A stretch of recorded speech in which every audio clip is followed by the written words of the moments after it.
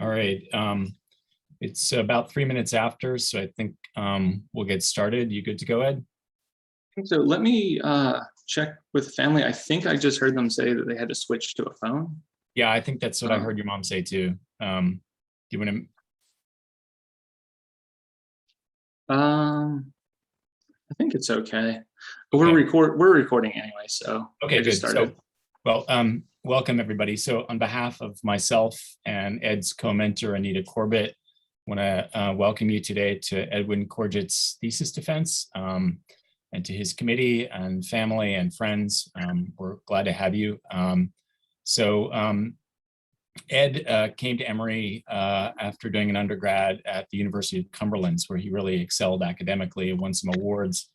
And he continued in that pattern here, doing very well academically. And Anita and I were fortunate enough to recruit him onto a project studying the role of at that point, still relatively poorly understood RNA binding protein in the Drosophila nervous system. And Ed, together with his NAB2 crew, as they called themselves, Binta and Chris, together with all of the NAB2 Corbettes from Anita's lab, have really made some important progress in understanding developmentally, cellularly, and molecularly what this thing is actually doing in the nervous system.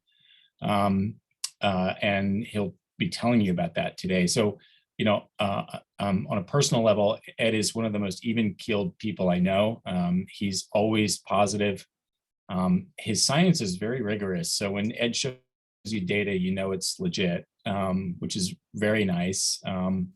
And he's hard on himself without being, without being negative. He sets a high bar and he meets it. I think if I don't know how many of you know this, but Ed had a budding career as a soccer player, and I think if it weren't for injuries he sustained, I think when he was an undergrad, he might actually be playing on the field rather than having season tickets to watch the game.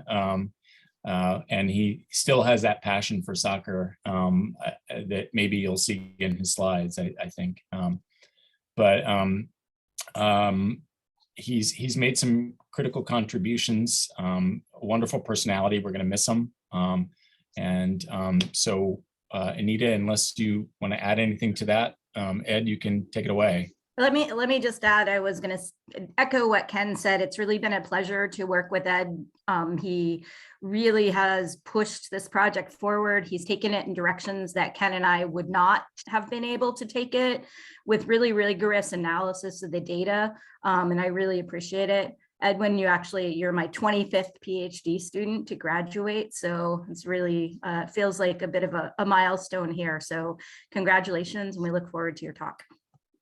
Thank you. Just one thing, Ed, do you want folks to speak out or raise a hand or put questions in the chat?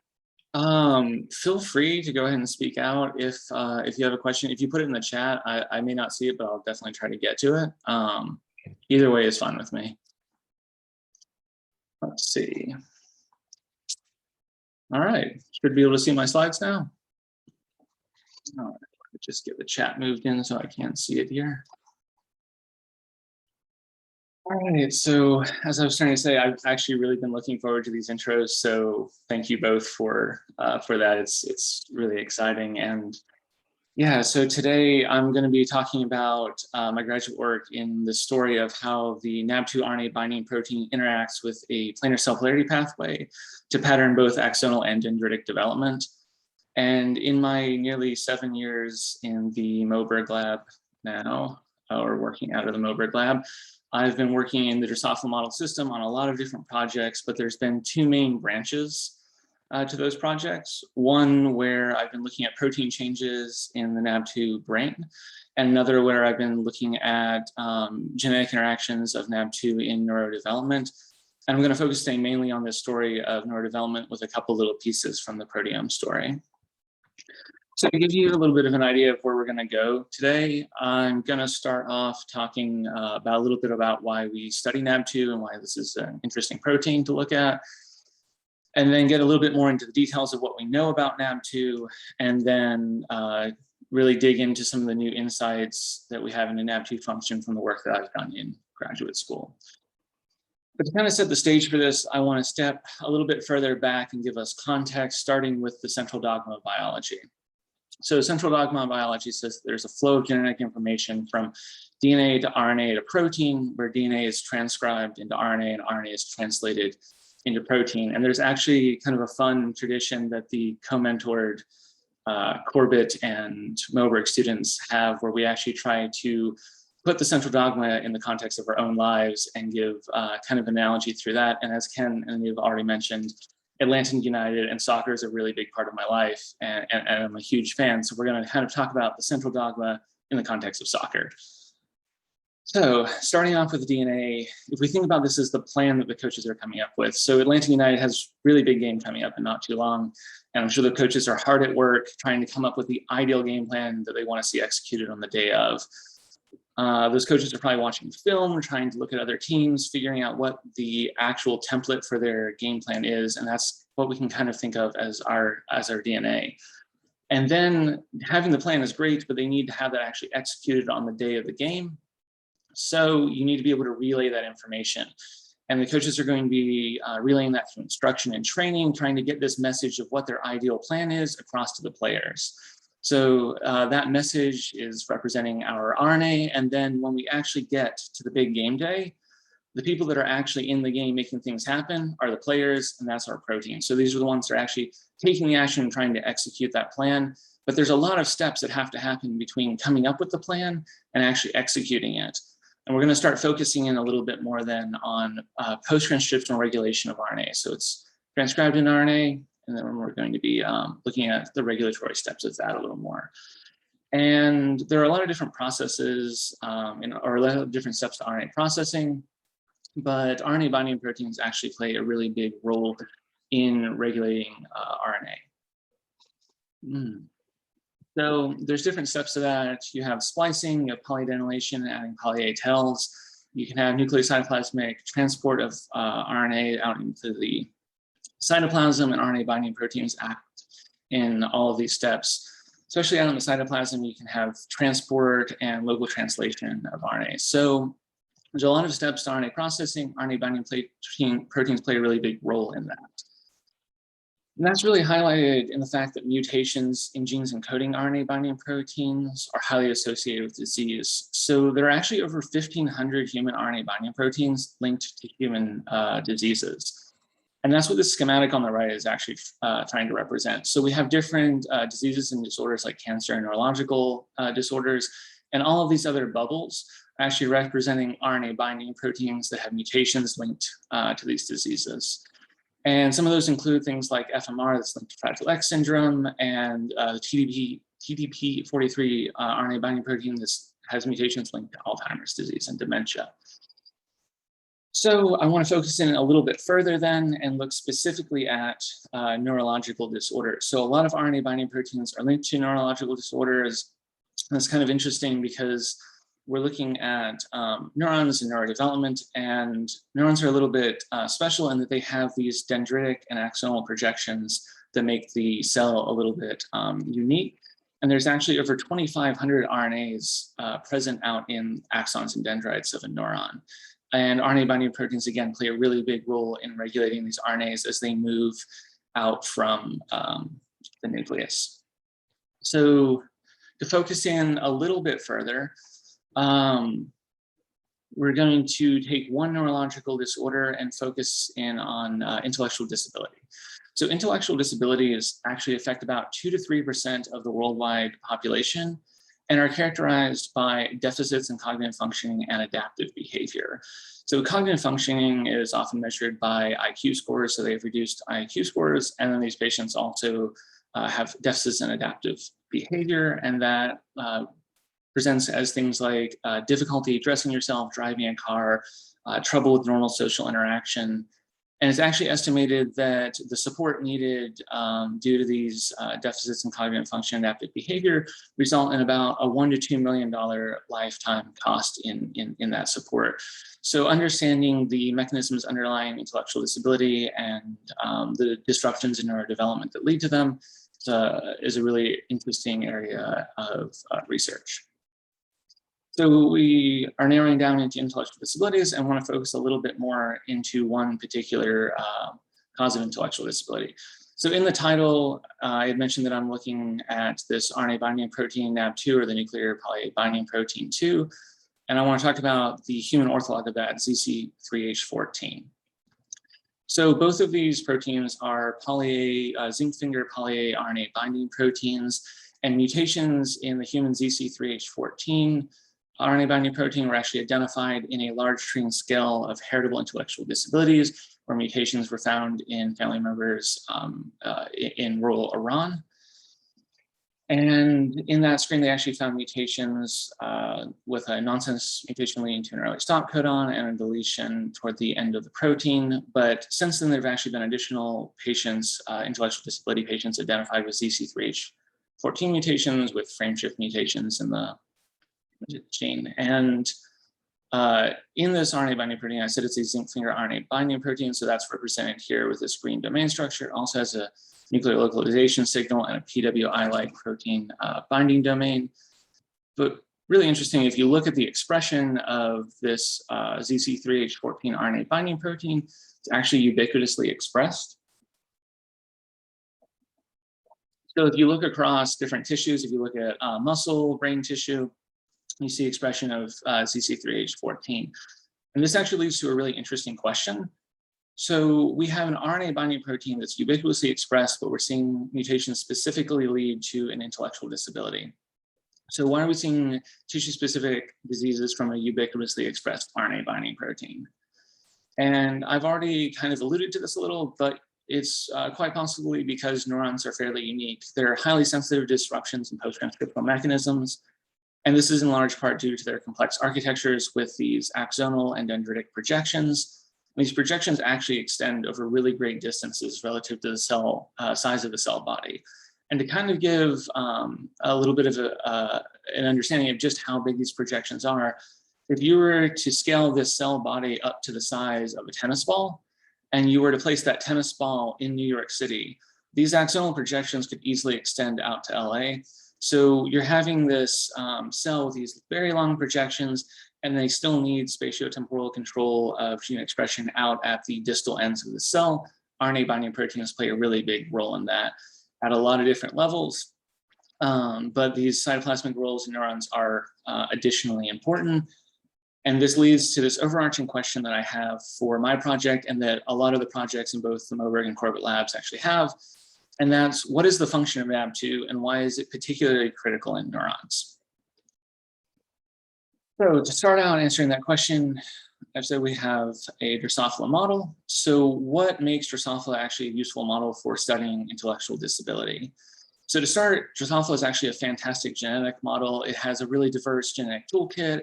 You are able to have spatiotemporal control gene expression and actually probe the role of a lot of different proteins. This image on the right is actually supposed to represent using a UASCAL4 system to tag certain or express GFP in certain regions of the flybrain or subsets of cells. You can also knock down proteins in there. Drosophila has a lot of other tools like optogenetics, and you can mark single cells as homozygous mutants in a heterozygous animal. There's lots of really cool genetic tools in the fly. And then additionally, Drosophila actually has a really fast life cycle that goes from embryo to adult in about 10 days. So with a quick life cycle and a lot of genetic tools, you're actually able to probe genetic interactions and try to understand what's going on biologically in the fly. Particularly important for biomedical research also is that about 75% of genes responsible for human diseases have orthologs in the fly. So we're able to try to use the fruit fly as a model for what's going on in humans. And having a great genetic model is fantastic, but we're wanting to model an intellectual disability, which is one of the reasons why we actually picked fly over another great genetic model like yeast. So I say this is why we fly. And the way I actually like to think about this is that if you look at the Drosophila brain and think of this more like a single family home, you have this structure that has different functions, right? You can house people in it, you can feed people in it, but it's a fairly simplistic structure when you compare it to something like a skyscraper that has a lot more of a complex blueprint. serve similar functions. You can still house people in this building. There can be restaurants to feed them, but creating this skyscraper is a lot more complex than creating a single family home. And that's the way that I actually try to think about the Drosophila versus human brains. And that's kind of how it pans out, where you have about 100,000 neurons making up the Drosophila brain, while you have about 86 billion neurons making up the human brain. And this is really great for trying to model intellectual disabilities, because you can understand more about neurodevelopment here. Brains across different species all work in very similar ways. Learning and memory often forms in flies the same way that it would function in humans, but you have a simplified brain in a very genetically tractable model. So it seems like we actually have a good model here for looking at intellectual disability. But then, does Drosophila actually work well as a NAB2 model in particular, or to model ZC3H14 function? So coming back to this, we're wanting to understand more of what's going on with ZC3H14 and the mutations that lead to intellectual disability in patients. So today we have a Drosophila model. We also have ZC3H14 models in the mouse and NAB2 in the yeast. And when you look across these different models that our labs use, you have a lot of conservation of the protein domain structures with the zinc finger RNA binding domains, nucleolization signal, and this PWI-like domain conserved across them. And in the fruit fly in particular, you have about 41% amino acid conservation. So you have similar protein structure, potentially a good model for understanding what's going on with ZC3H14 in humans, but we're really interested in this intellectual disability and what's causing that. So when you disrupt NAB2 in the fruit fly brain, does this actually relate or have any effect on neurodevelopment? And for that, I want to give a little bit of background on Drosophila neuroanatomy. So when we move into the fly brain, there's a central complex of the brain here. And when you dig down into that, there is a region called the mushroom bodies. And we're particularly interested in this region because these are twin neuropil structures that mirror across the midline of the brain and are functionally analogous to the mammalian hippocampus in the sense that they are important for learning and memory in the fly, and particularly olfactory learning and memory in the fly. And these mushroom body structures are formed by cells that project axons down from these cell bodies that bifurcate to form a dorsal projecting alpha lobe and a medial projecting beta lobe. So this is this dorsal projecting alpha and medial projecting beta. And what you see in the middle of the brain is that these betas don't project across the midline. You end up with these nice kind of L-shaped structures when we stain them. So what happens to these mushroom bodies in the NAB2 null fly brain? So when we disrupt NAB2 in the brain and we're looking at these mushroom body structures in a control, you see these nice healthy projections of alpha lobes here and these medial beta lobe projections. And when you look at single slices so that you don't pick up this ellipsoid body as another structure in the background, you can see that there's no fusion of these lobes across the midline. These look healthy.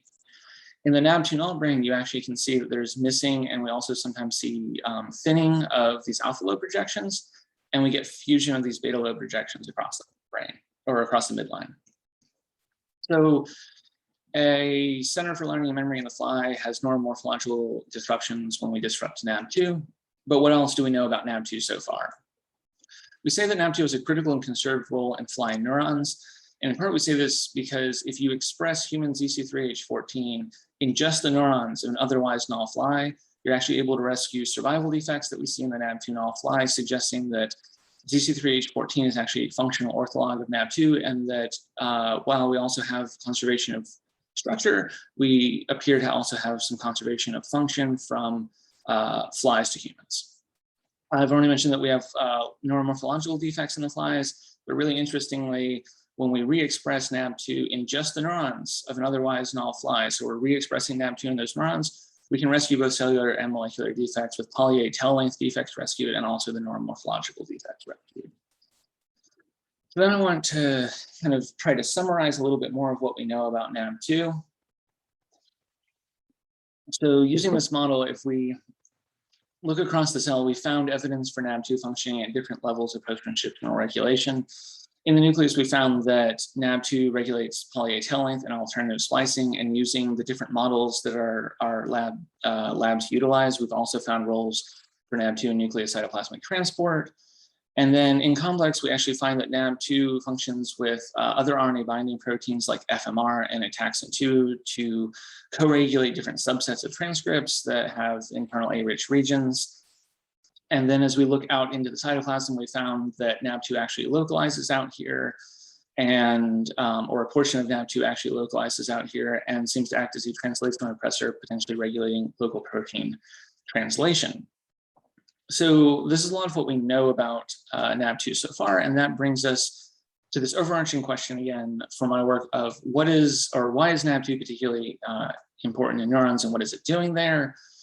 And for my work, this is really, for my work in trying to answer this question, it's really been a convergence of 3 different areas of interest over the years.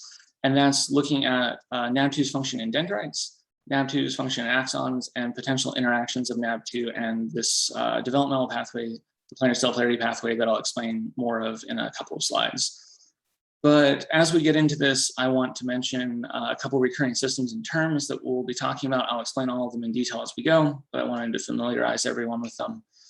So we'll be talking about one kind of neuron called a dorsal dendritic arborization neuron, and we're specifically looking at a type C that we refer to as DDAC neurons.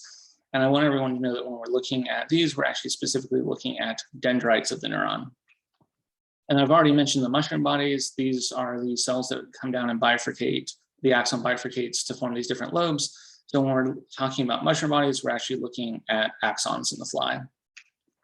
And then when I talk about planar cell polarity, we're talking about a developmental pathway that I'll explain in more detail in a couple of slides. So to start out, what is NAB2 actually doing in dendrites, and why do we have reason to look at it here? So we actually have some evidence for NAB2 potentially functioning in dendritic development that came from a global proteomic analysis of the NAB2 null brain. So what we actually did here was we wanted to know what was going on in the NAB2 null brain. So when you lose NAB2, what changes occur? And we set up this experiment to actually developmentally time out the fruit fly at a 24-hour time point into puparium formation. And the way that the fly development actually goes is you go from embryo through different larval stages, pupal stages to adult in about 10 days. And we picked specifically this 24-hour time point into puparium formation because that's really important for the, or an important midpoint in the development of the mushroom bodies. And we know that we have these mushroom body defects. So we thought if we wanted to try to capture what NAB2 was actually regulating in neurodevelopment, that was a good time point to look at. So we timed out these, and I dissected out actually hundreds of brains over about the course of a year.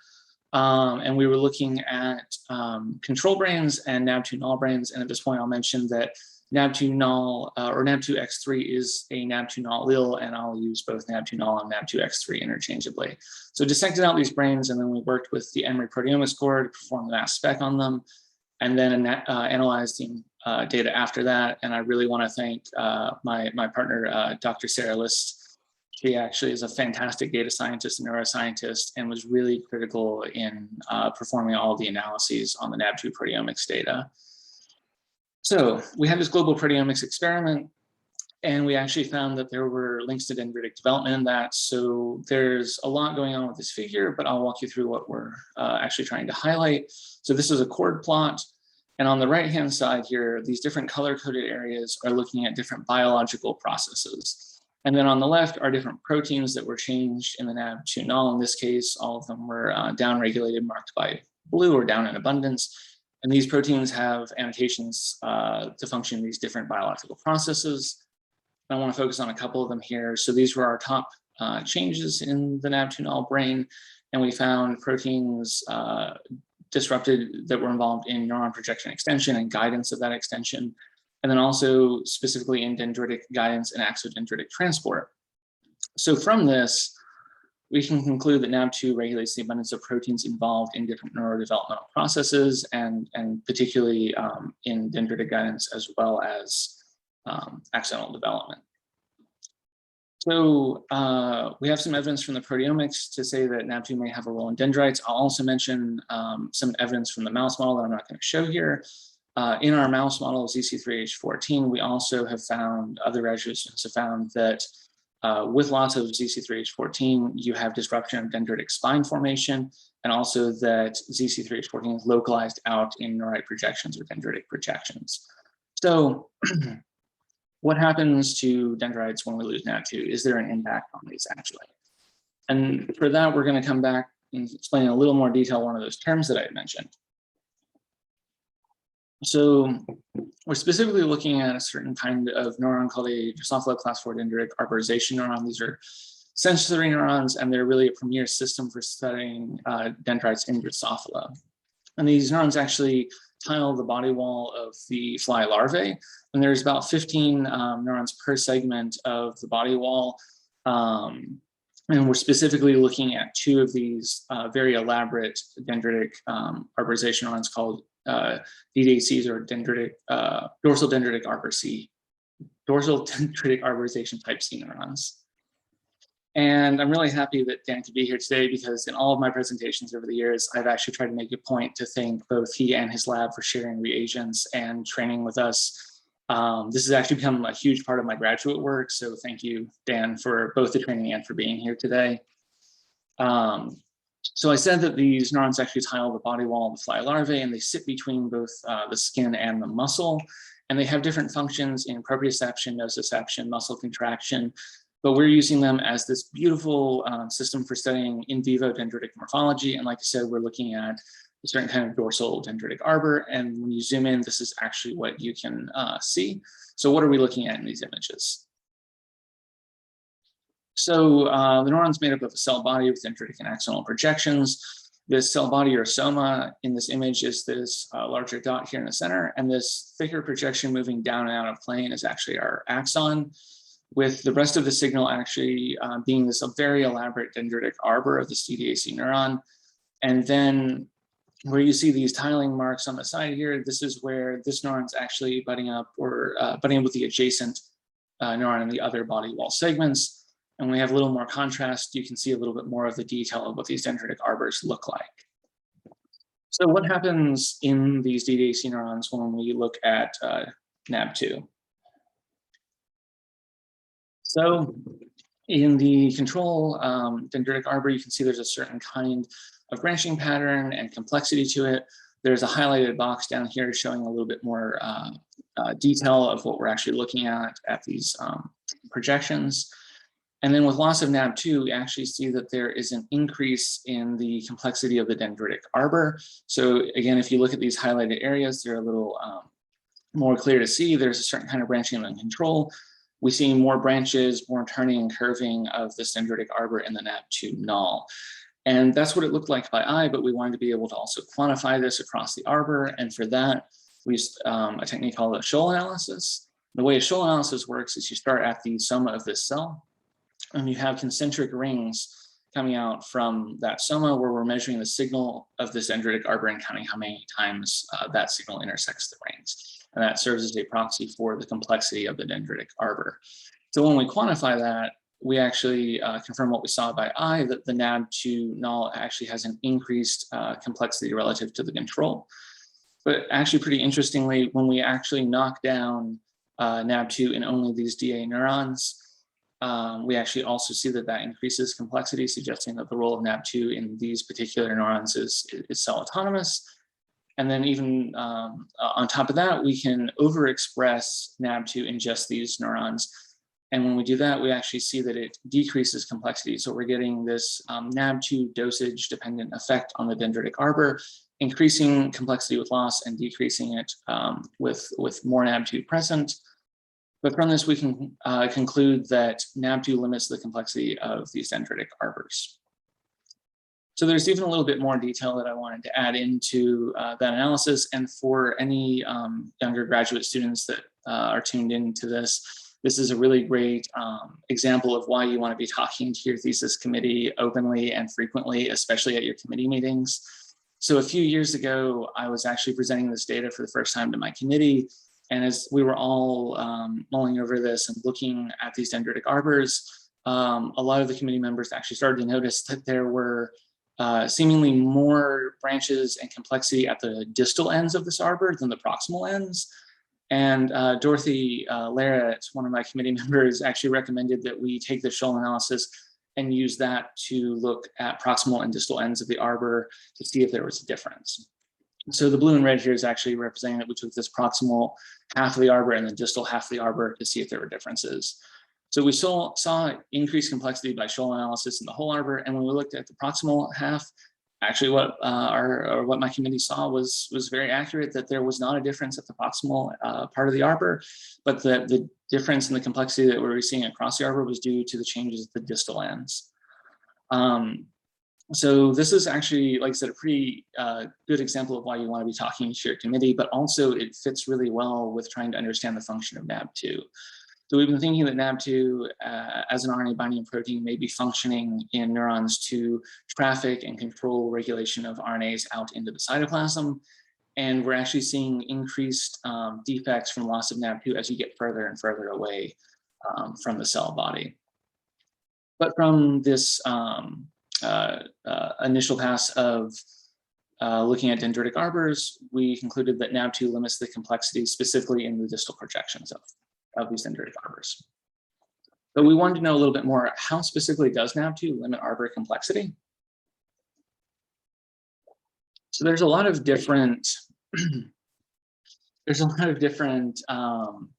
measurements that you can take when looking at a dendritic arbor and what kind of changes you might see. So you can measure things like mean path length, where you're looking at the length from the stoma out to the end of any given path of dendritic arbor.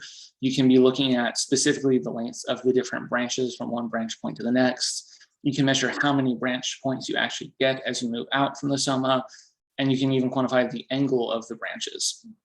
And we were actually able to utilize a really useful tool, and this is a point where I want to thank another lab group from Germany, Hermann Kuhn's lab group, where they created this MATLAB toolbox called the Trees Toolbox that allowed us to digitally reconstruct these arbors and then take these measurements. And then in our lab, we actually created custom scripts to work to automate this so that we could take all of these and move through lots and lots of different samples.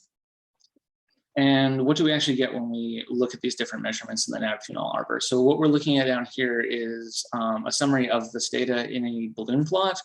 So the color coding is the percent difference of the NAB2 null relative to the control, where red is an increase from the control in the NAB2 null and blue is a decrease.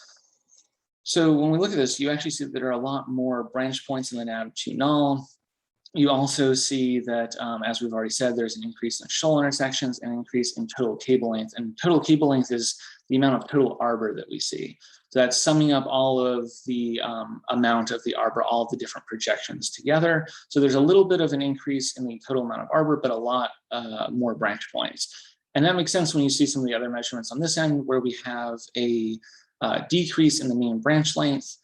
Because if you don't have a whole lot more arbor projecting, but you have a whole lot more branch points, you actually have to decrease the length of each of those branches so that it still fits into the same space. And then mean branch angle being decreased also makes sense, because these dendritic arbors are actually self-avoidant. So they don't want to actually have the projections crossing over one another. And if you have more projections in the same space, you actually have to decrease that mean branch angle, or you'll end up running into each other. So we have lots of different measurements, but what does that actually say about what's going on with NAB2 in these arbors? And it looks that the way that NAB2 is restricting dendritic complexity is that it restricts dendritic branching and projection. All right, so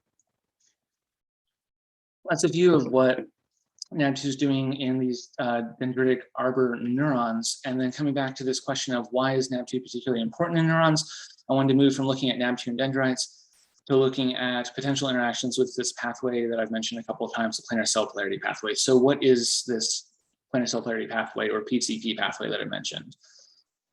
The PCP pathway actually functions in polarization of epithelial tissue across a plane.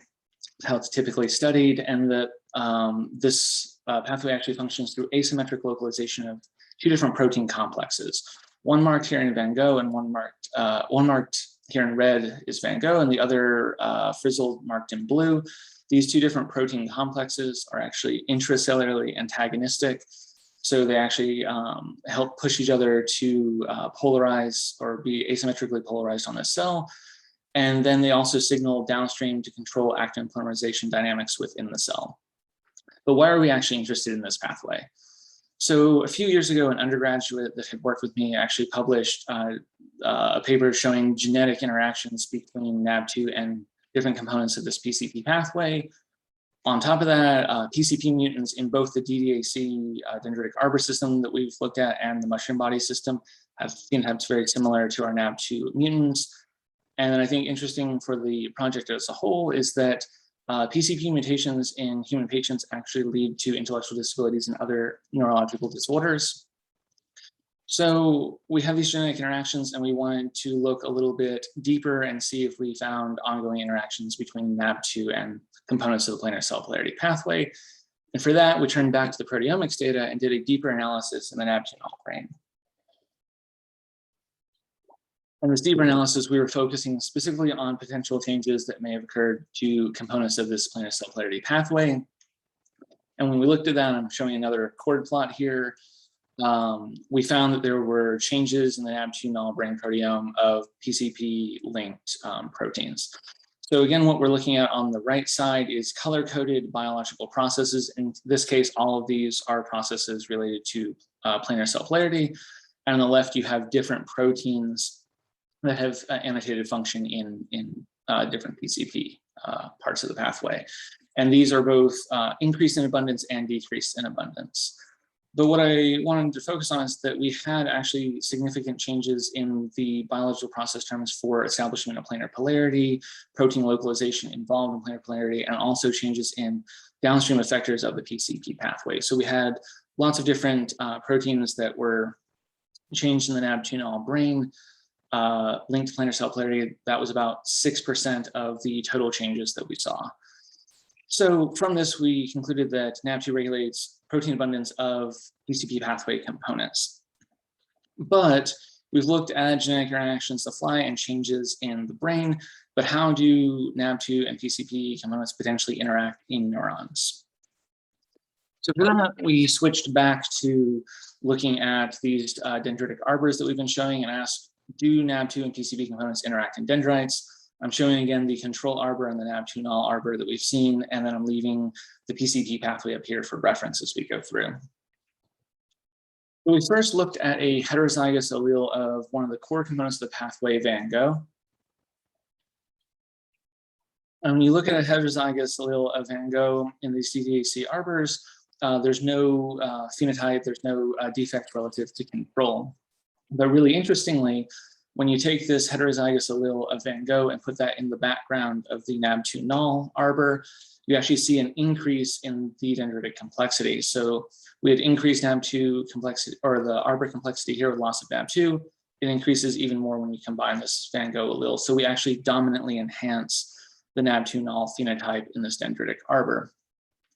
We also looked at other members of the PCP pathway that I'm not showing the images here for, but we looked at the core component disheveled, and we found that that also enhances complexity. Disheveled is one of the alleles that actually has a phenotype on its own where it increases complexity, so that may be more of an additive effect instead of an interaction between the two. But we also looked at APPL, which is a downstream effector of this core pathway. And with that heterozygous allele, we actually dominantly suppress the NAB2 null phenotype. And this starts to make a little bit of sense with what we saw in the proteomics. In the proteomics, Van Gogh is actually decreased in abundance with loss of NAB2. When we then reduce the genetic dosage even further, we enhance that phenotype. In the NAB2 null brain, we see an increase in abundance of APPL. And when we reduce the genetic dosage here, we're actually suppressing the phenotype seen. But from this interaction data, we concluded that NAB2 genetically interacts with multiple PCP components in DDAC neurons. So it seems that NAB2 and PCP interact in dendrites, but do they also interact in axons? For that, we move back to looking at the mushroom body system. So again, I'm showing the control brain with the nice and healthy looking alpha and beta projections, and reference to our NAB2 null brain with loss of alpha lobes and fusion of beta lobes. So just similar to what we just did with the DDAC neurons, we took heterozygous alleles of these different PCP components. When we look at a heterozygous allele of Van Gogh in the mushroom body, there's no defects that we can observe. And then when we combine this heterozygous allele of Van Gogh in the background of the NAB2 null, we actually see a rescue of alpha and beta lobes. So we're actually seeing a dominant suppression of the NAB2 null phenotype. And then as we look across again, disheveled and the downstream effector of the pathway APPL, we see dominant suppression in both of these as well.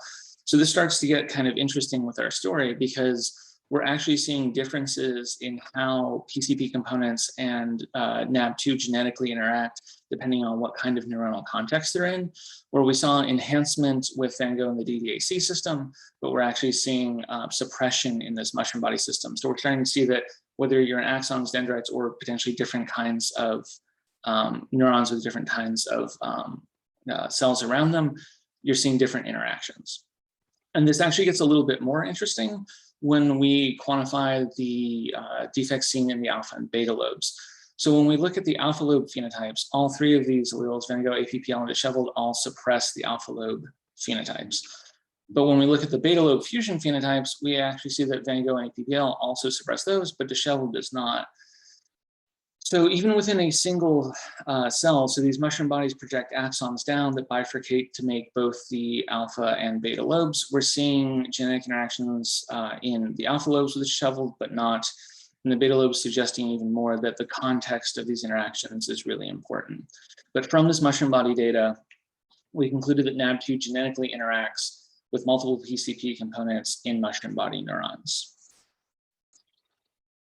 So NAB2 and PCP seem to interact in both development of dendrites and axons. And I'll say that Van Gogh's actually become a particularly interesting potential NAB2 target to us. And there's a little bit more evidence for why Van Gogh has stood out, and I'll get into that now. So I mentioned before that we have a mouse model. We've mostly been looking at the NAB2 Drosophila model that was generated by Chung-Hee Pak, a former graduate student in the Moberg lab, and the mouse model was actually created by former graduate student Jen Ra in the Corgiat lab. And when we actually take both fly and mouse data, we can look at classic tissues that are regulated by PCP to look for potential PCP defects in both of these. So one of the tissues that's often used to study PCP and is highly regulated by it is the wing hair orientation in the fruit fly. So in Drosophila, wing hairs of the fly orient in the same direction, and that's regulated largely by the planar cell polarity pathway that functions in polarization of epithelial tissue across the plane. In the mouse model, one of the tissues that's regulated heavily by PCP is actually in the mouse ear, in the cochlea, a region called the organ of Corti, where you have different outer hair cells and inner hair cells that form in 3 layers of outer hair and 1 of inner hair. And then these are also oriented in the same direction. So we wanted to look at these tissues to see if there was any evidence for PCP-like phenotypes outside of the interactions we were seeing in neurodevelopment. And this actually goes back to 2015 when I first joined the lab. I started looking at these wing hair orientations. So a little bit of a throwback for me, but when I initially looked at the NAB2 null wing, we could see that there were differences in the orientation of the wing hairs, and this was noticeable across the majority of the wing. And when you quantified this, there was a difference between the range of orientations that you saw in the NAB2 null versus the control. So it looked like we had PCP-like defects in the fly wing. And then when we wanted to move into looking at the mouse, actually a former member of my thesis committee, Ping Chen, her lab looked at this for us, where we took the ZC3H14 mouse to see if there were any PCP-like defects in this organ of Corti, or this mouse cochlea. So in the control, you see what's shown in the schematic, where you have these 3 outer hair cell layers, and then you have 1 inner hair cell layer. And this bright green is Floyden staining, where you're seeing these green chevrons, and they're all oriented in the same direction. When Ping Chen's lab actually looked at the CC3H14 knockout mouse for us, they found that in the outer hair cell layers, there were additional cells in that layer. So we ended up with additions there, and occasionally additions in the, or dropouts in the inner hair cell layer. So it looked like we had some PCP-like defects here. And then also you can see in the ZC3 mouse that there are chevrons that are misoriented. So these cells aren't turning properly, suggesting that there are some PCP-like defects in the mouse as well. From this, we were concluding that the NAB2 PCP length that we've been seeing in flies may be conserved from flies to mice. But I said that we're specifically interested in Van Gogh as a potential link, and there's a little bit more reason for why we are focusing more on Van Gogh, and that's in large part thanks to Jen. So when Jen created the mouse, she also did a proteomics experiment on CC3H14 knockout hippocampi, which was really, really beneficial for when we did the proteomic analysis of the NAB2 null whole brain, because we were able to look at overlap between the NAB2 whole brain and the CC3H14 hippocampi. And when we compared the proteomic changes in both of these data sets, there were actually 6 that overlapped. And importantly, for what I'm trying to point out here is that one of these 6 was actually Van Gogh and the mouse ortholog Van Gogh-like 2.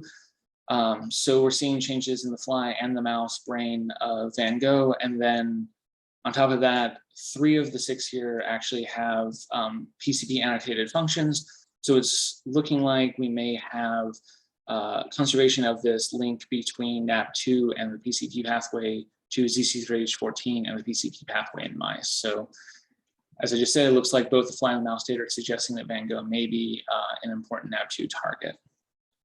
So we have changes of Van Gogh in the proteome, and we have genetic interactions with Van Gogh, but we wanted to look a little more closely and see is anything else happening in the NAB2 brain with Van Gogh besides just decreases in abundance of the protein. And we were actually able to utilize a really helpful reagent that the fly community had already generated, where we have an EGFP tagged on the end of a Van Gogh protein. And what we're looking at in this image is actually the central complex of the fly brain. And when we look across the central complex, excluding the optic lobes, we see a pattern of Van Gogh EGFP expression with this haze and punctate throughout the fly brain. And when we looked at the NAB2 null brain for this, we actually saw a really striking difference that has held across lots of brains that we've looked at.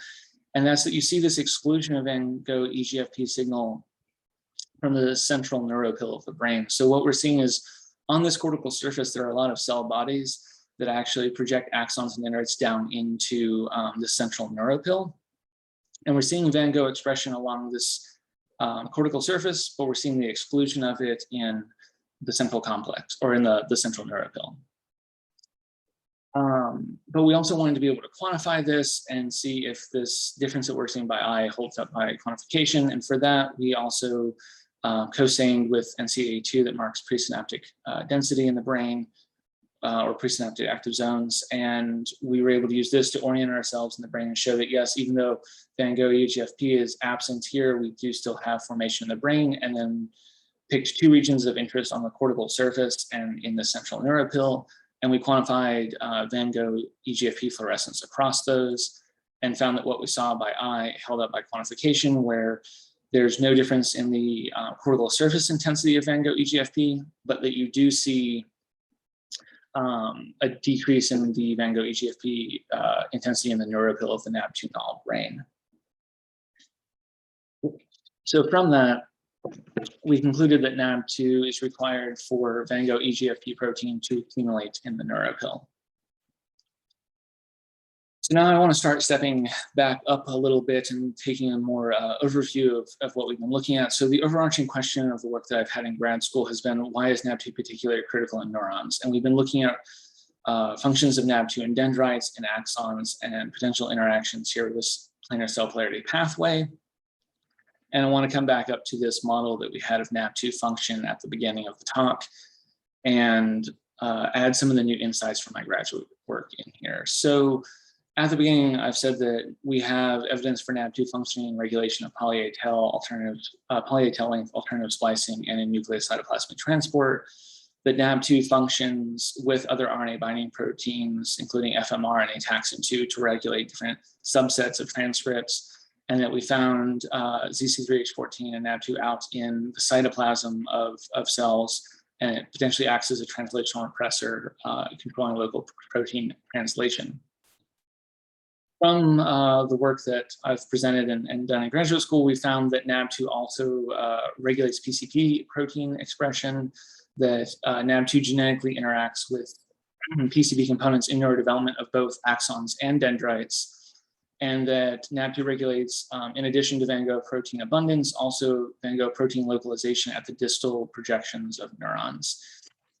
So if we want to try and take some of this data and try to form this into a little bit more of a model of what may be going on with NAB2 in the cell, if we imagine that NAB2 is out here in the cytoplasm and is important for trafficking of some set of RNAs and control of it in the cytoplasm, NAB2 may be binding to the Van Gogh mRNA or potentially other members of the PCP pathway and regulating spatiotemporal control of these components, or having spatiotemporal control of these components.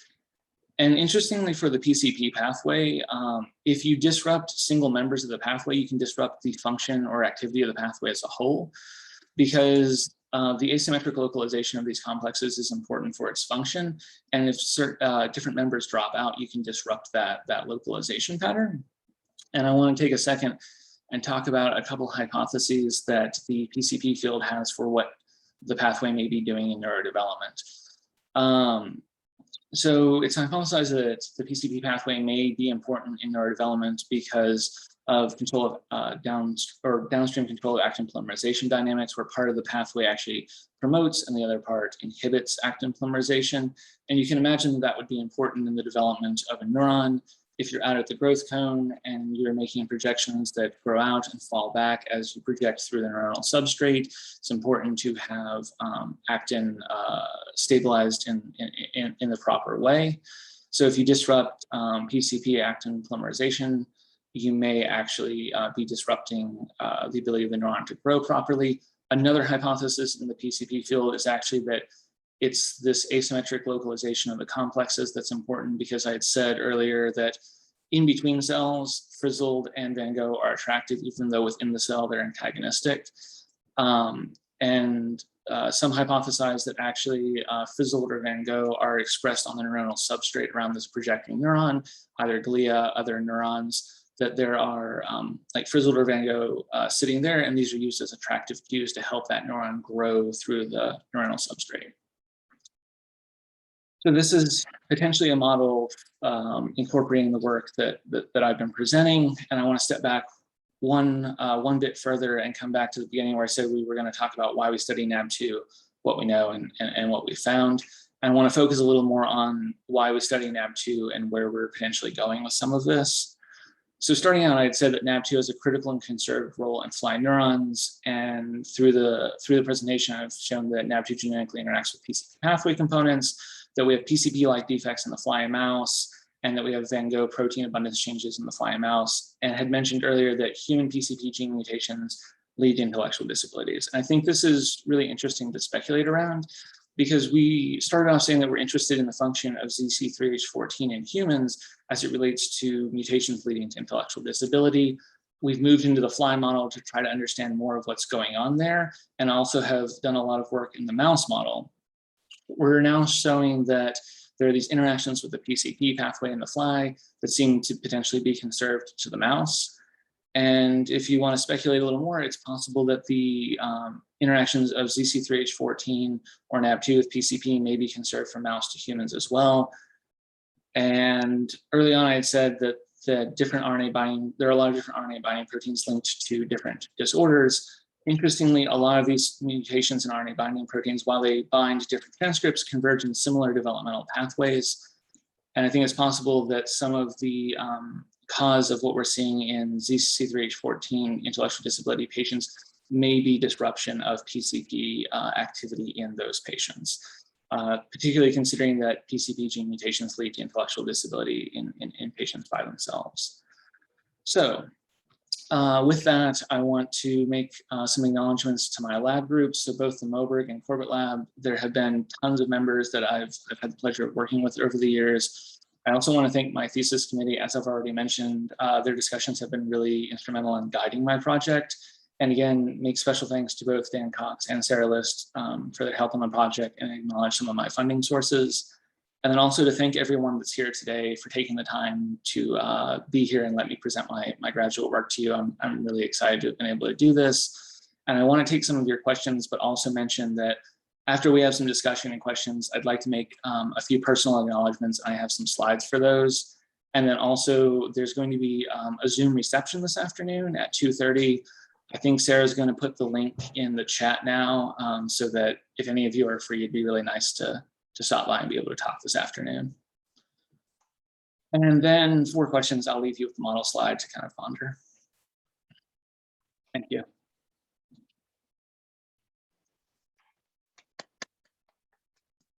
Good job, Ed. Good job. Yeah.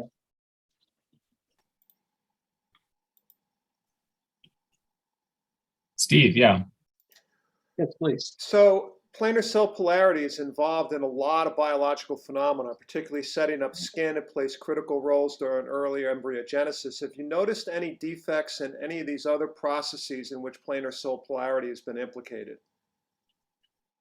So we do see death at pupal stage, or we see failure to eclose from pupal stage. So there are different steps along the kind of developmental path of NAB2 where flies have viability defects. I don't think we've actually looked at specifically early stages of embryonic development. We did look at the mouse ear where PCB regulates convergent extension, and that defects in that is actually part of what leads to the additional cell layers. I think it'd be good to look at earlier stages. I think that looking at the omnitidial like rotation in the fly eye, so different cells there are actually highly regulated by PCP, and I think that that would be really a kind of prime place for a next step. I had mentioned that undergrad that I'd worked with actually looked at genetic interactions, and they looked at genetic interactions in the fly eye. So that we're seeing the genetic interactions there of NAB2 and PCB components, and that's also a tissue that's highly regulated by PCP. I think it'd be a good place to look.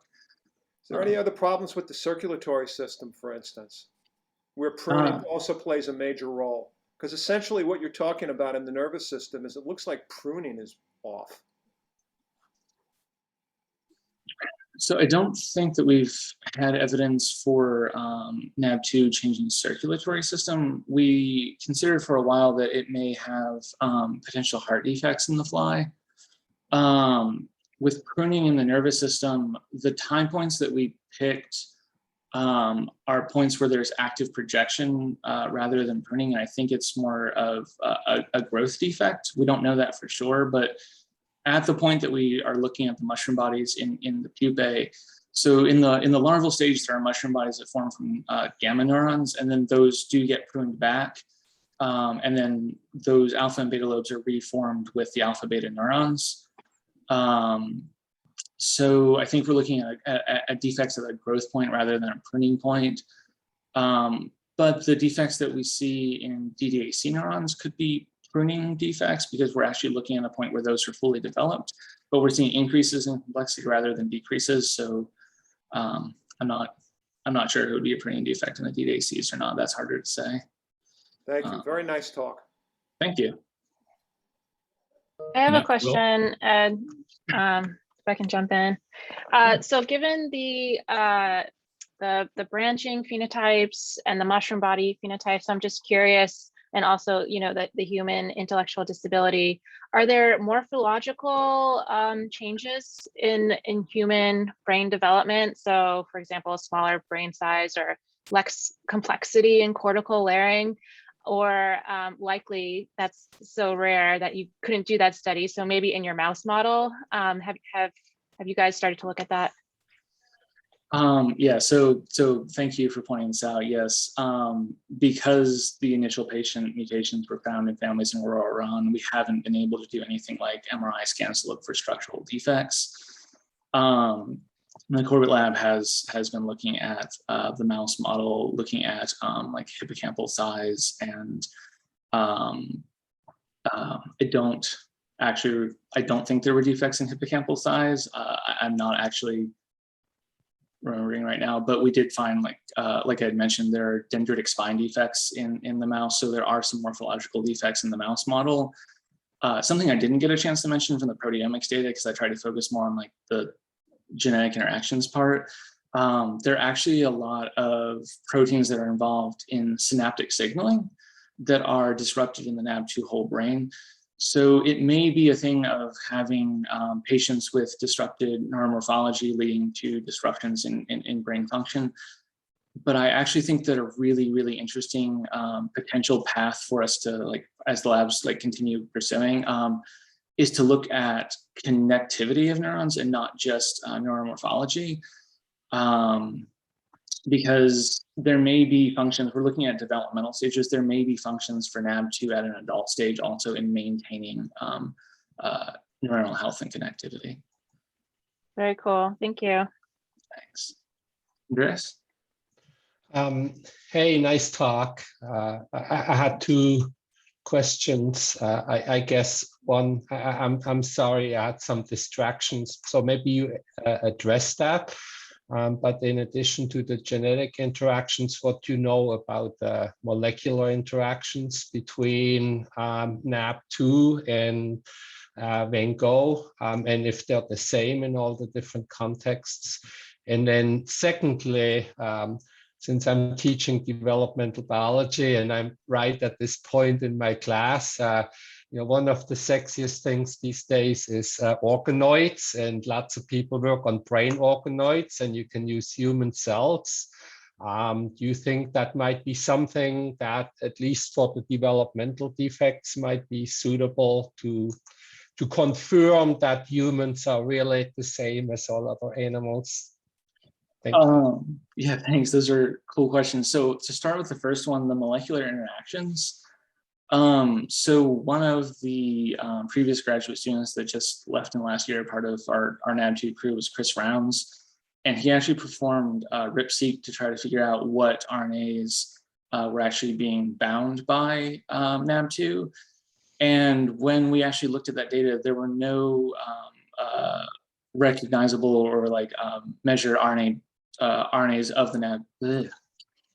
No PCP RNAs were bound by NAB2 in that experiment, but there's one kind of caveat to that, and that's that Chris was actually looking at adult whole head. So if the idea is that NAB2 is interacting with planar cell polarity components, particularly during these important neurodevelopmental stages, you may not actually be able to pick up binding at the adult stage. And what Kennedy and I have been talking about a lot as the data that I presented today has been recently submitted, is that to genetics, that we're probably going to need to actually look specifically at these earlier stages to see if we're seeing NAB2 binding to any of these PCP RNAs.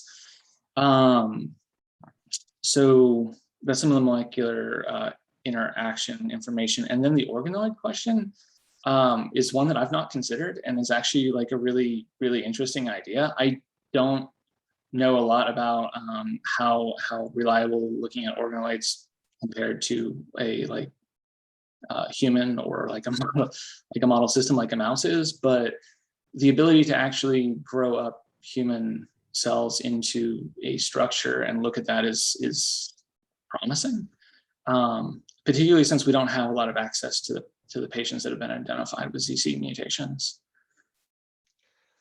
The organoids are getting pretty advanced. They have studied actually the effects of a number of mutations using iPS cells from people who have congenital defects.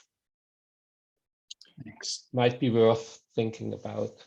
Yes, and I'll just, Andreas, I'll just add to that. You can do that here at Emory, at the Emory Stem Cell Core, and in collaboration with the Genomics Core, you can use CRISPR-Cas genome editing to introduce your favorite mutation in the Genomics Core. That can be done on iPSC lines, and then in the Stem Cell Core, they can make and give you organoids for your experiments. So just as a plug for those cores. Now we return to our regularly scheduled programming. Sounds like an R21, Anita.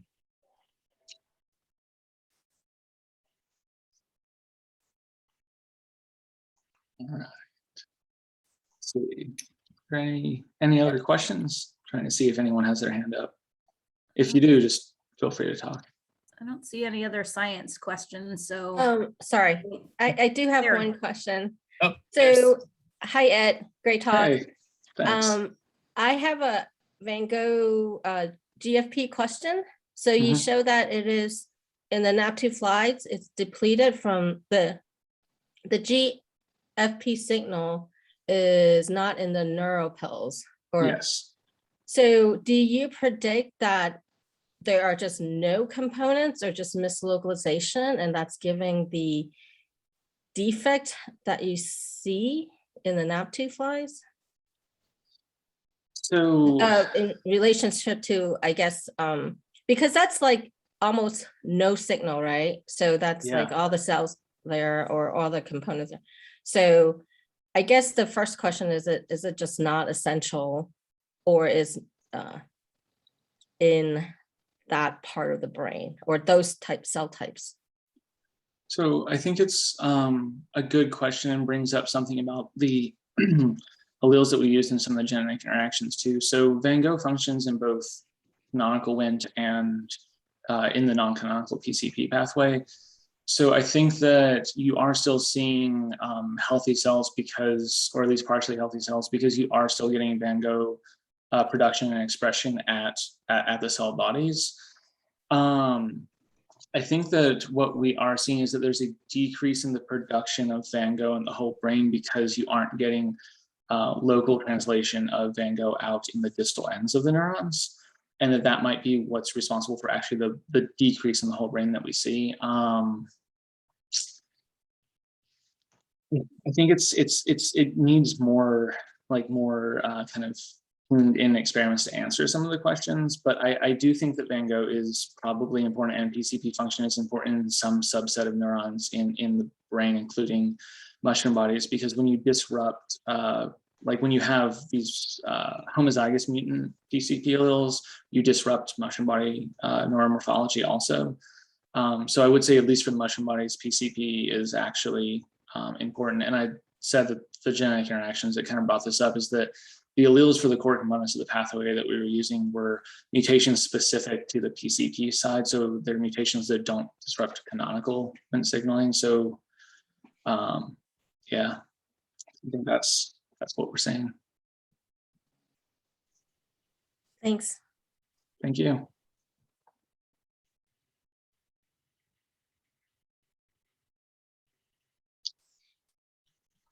All right.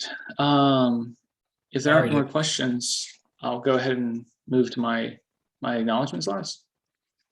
Perfect. So mentioned NAB2 crew in the beginning, and Ken and Anita mentioned it. So Ken, Anita, Chris, Benton, and I actually were the kind of core of the NAB2 crew group for most of the time that I've been in grad school. I overlapped with Rick Bankowski for a little while, but I really wanted to thank Chris and Benta, and I'm not sure if they were able to make it here today, but they were fantastic colleagues and lab mates over the years. They were always really passionate and energetic about the work, and were a big part of what made being in the lab really, really enjoyable and fun. They even acted as like mentors to me too, where they both took what they had learned and passed it on. And I think really as a group, we were able to kind of put into hyperdrive the work that we did. And then all of our weekly meetings where the five of us would all sit down and discuss the work. It's been a pleasure to work with them and with you and with Ken and Anita. And then mentioning Ken and Anita, I also wanted to thank both of the labs as a whole, because both of you are fantastic mentors and really have great lab groups to be part of that feel like kind of a family away from family at times. So these are some pictures from the years in the Moberg lab. We went out to a lot of different lab lunches, and particularly the year that Seth, former postdoc in Ken's lab, came back to do a sabbatical. We felt like we were going out every couple of weeks to eat and chat, but there's been huge lab families that kind of have formed over the years, and we've been able to celebrate a lot of different milestones and even have Drosophila celebratory desserts. And I've really enjoyed seeing some of the excitement that Ken's had at both celebrations and in our results. And Ken's had us over for barbecues over the years, and I am hoping that I'll be able to come back to Atlanta in the future and meet some of the new members of the lab and hang out there again. And then also this picture in the bottom corner is actually me at my flight station, and I have spent so many hours sitting there over the years looking out at the sunset over Whitehead and Rollins.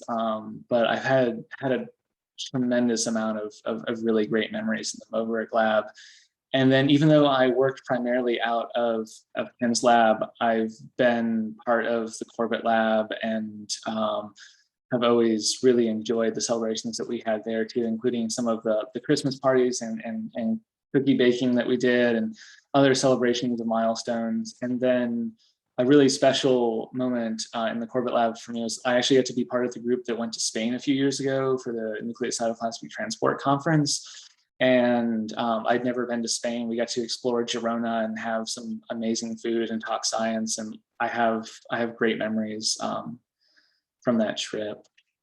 We've already mentioned multiple times that I love Atlanta United, and it's actually provided great opportunities to still reconnect with family and friends over the years.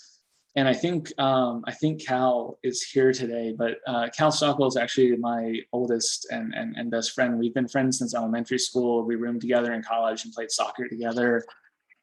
And he's still been fantastic at making trips down from Tennessee to Atlanta to join for some of the Atlanta United games. We were there the night that Atlanta won the MLS Cup, and both he and his wonderful wife, Casey, have been great friends that have reminded me when experiments weren't going well, that there was still a lot going on in life outside of that.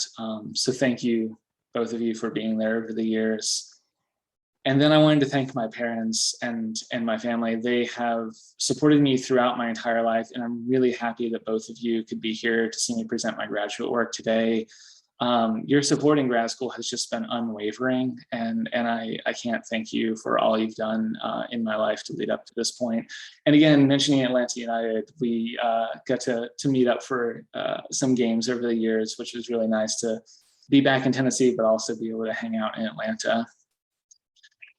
And then finally, I want to thank my life partner, Sarah List. And I've already mentioned Sarah in some of the analysis, but we've had a lot of unique experiences over our years in grad school. And I think one of those really particularly unique ones is that we actually get to be co-first authors on the proteomic paper that was published in JBC. That feels like something kind of really special that not a lot of people actually get the chance to experience in both working on the data and publishing together. And we've had a ton of really wonderful experiences over the years in grad school. We've been together for almost 9 years, and almost 7 of those have been while at Emory. But we've explored the world together, been to a lot of different conferences. Sarah was in the neuroscience program here, and she got her PhD. So every year at the SFN, the neuroscience conference, we would travel together for that. We've been hiking around Georgia, and just, yeah, a lot of great memories from the last almost 7 years. And I'm really looking forward to the new experiences that we're going to be able to explore now that we've both gotten to the end of graduate school. And I'm looking forward to what comes next. And I've, like I said, spent almost 7 years in the Moberg lab, in our lab office, and I've formed so many great memories that I'm going to cherish over the years. And I just want to thank everyone again for being here and being part of that. So thank you very much, and I'm glad we got to do this today. Ed, you've got to trace your hand on that wall for me. Yes. I will be in for that. So I think wanted to let everyone else that's on the call know now we're going to be switching over to from the public to the private part of my defense. But please, Sarah, if you haven't put the link in, go ahead and put the link in again, maybe. It's there, yeah. It's there. So folks can go in the chat and copy that link, copy paste it into your browser window.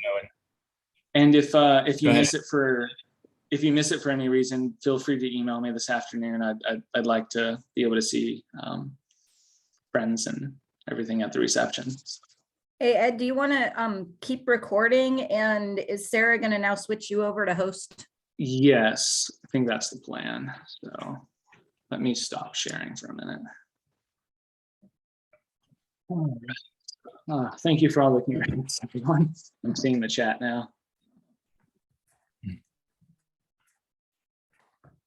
All right, so it looks like I am now the host. Thanks for coming, everybody. Yeah, thank you for Thank being you, here. everyone. Is it okay to take like a 2-minute break? Yes. Oh, please. Not a bad idea. I was going to ask for Ed that. probably So needs a 2-minute break, I imagine. I have, yeah, far too much tea this morning. Mhm. So yeah, I'll be. Hey, Ed, do you want to stop recording or do you want to record you can The- record the next part if you want, because there's going to be feedback probably on the thesis. So it's totally fine if you want to keep recording. If everyone's comfortable with me recording, that would be handy. So not I everything think has to be on my yeah, it'd notepad. be useful. So, All right, great. and All right, I'll be whoever's back. host, you can also kick people out if you, I think Trinell's the only one maybe still hovering. Okay. Do you want me to kick them out now or should I wait till You after can we're take back your from our 2-minute break and then kick them out if they're still here when you come back. I'll be right back.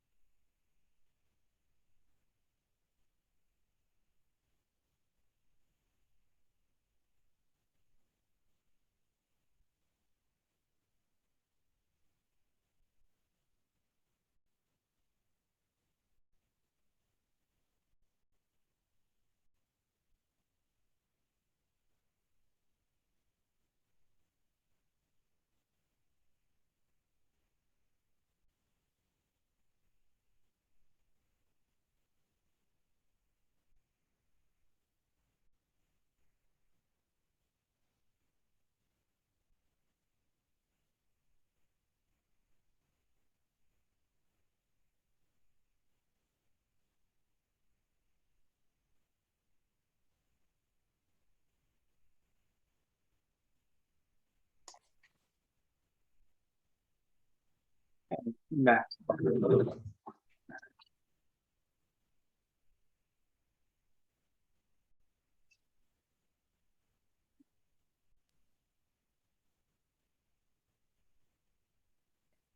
Hey, Ed, I know you're recording. I'm also going to take notes while you meet with your committee. So if there's feedback on the proposal or comments, I'll have notes. I don't know if that saves you trying to take notes.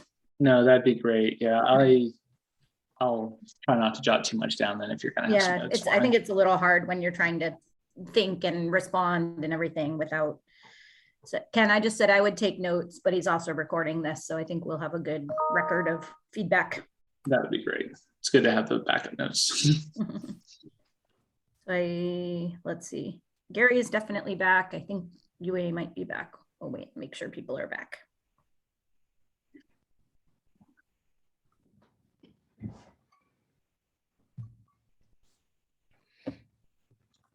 Where do we, once everyone's back, where do we want to start?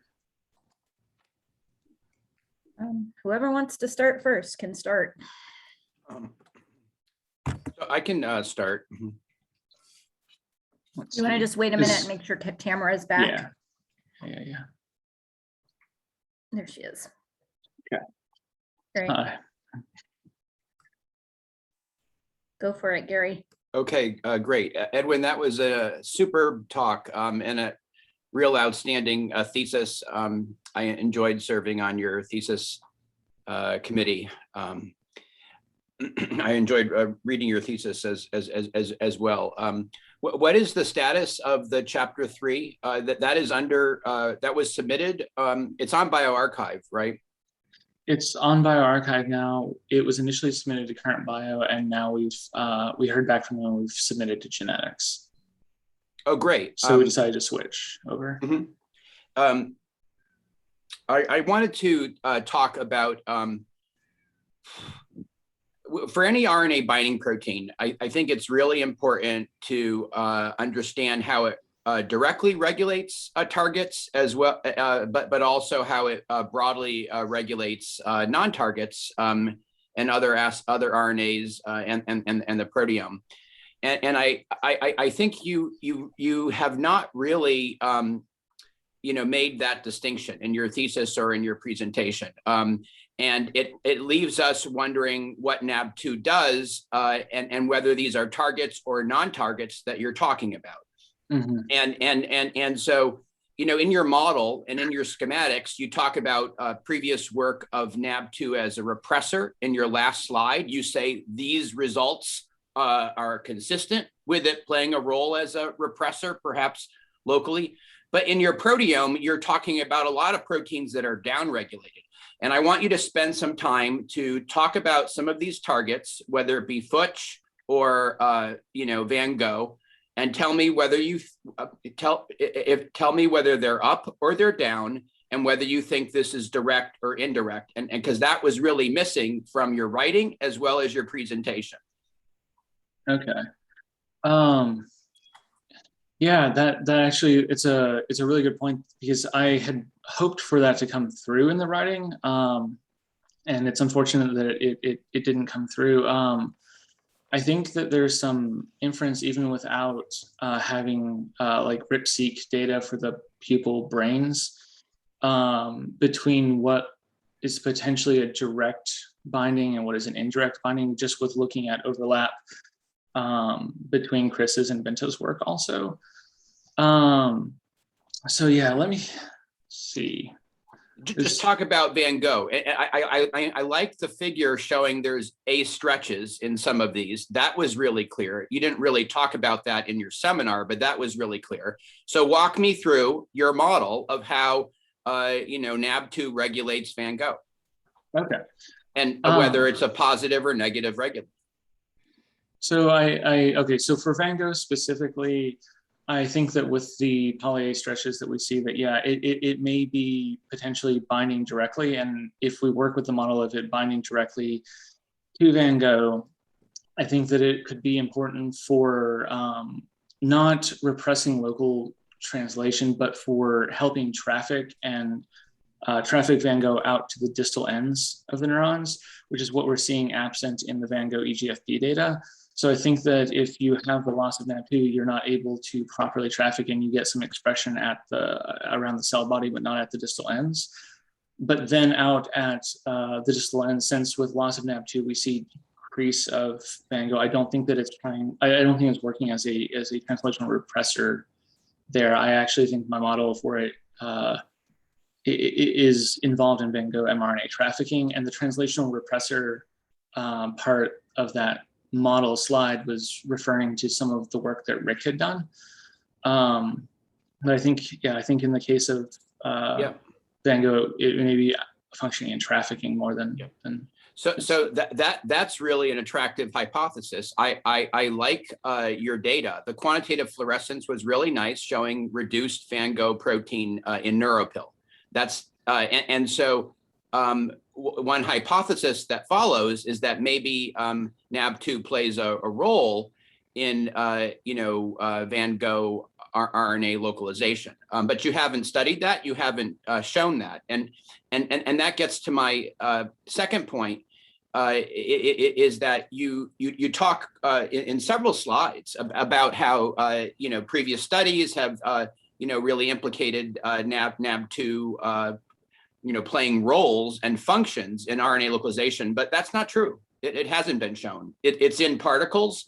It can act at the level of translation, stability, localization, or what have you, but that hasn't been studied. But throughout your slides, you're building a model that is still a hypothesis. Do you agree or disagree? I agree. You're right. We found ZC3H14 out in neurite extensions, like co-localizing with PSD95. We found poly-ATL defects. We found lots of things with NAB2, but you're right. We haven't actually found NAB2 specifically trafficking RNAs out into the cytoplasm. And something that Ken and Anita and I have been talking about is trying to do sectioning of brains and looking at like in situs to see where Van Gogh actually is. Yeah. And I think that's probably going to try to get evidence for supporting a model in trafficking more. Right. So I think that the strength of your thesis is the genetic interactions and playing a role in brain development and regulating protein expression, but the molecular details of the mechanism is still not known. Do you agree? I mean, yeah, I especially in the context of interactions with the planar cell polarity pathway, I agree that the molecular mechanism proposed is a hypothesis. Yeah. So many of the proteins, you saw so many proteins downregulated.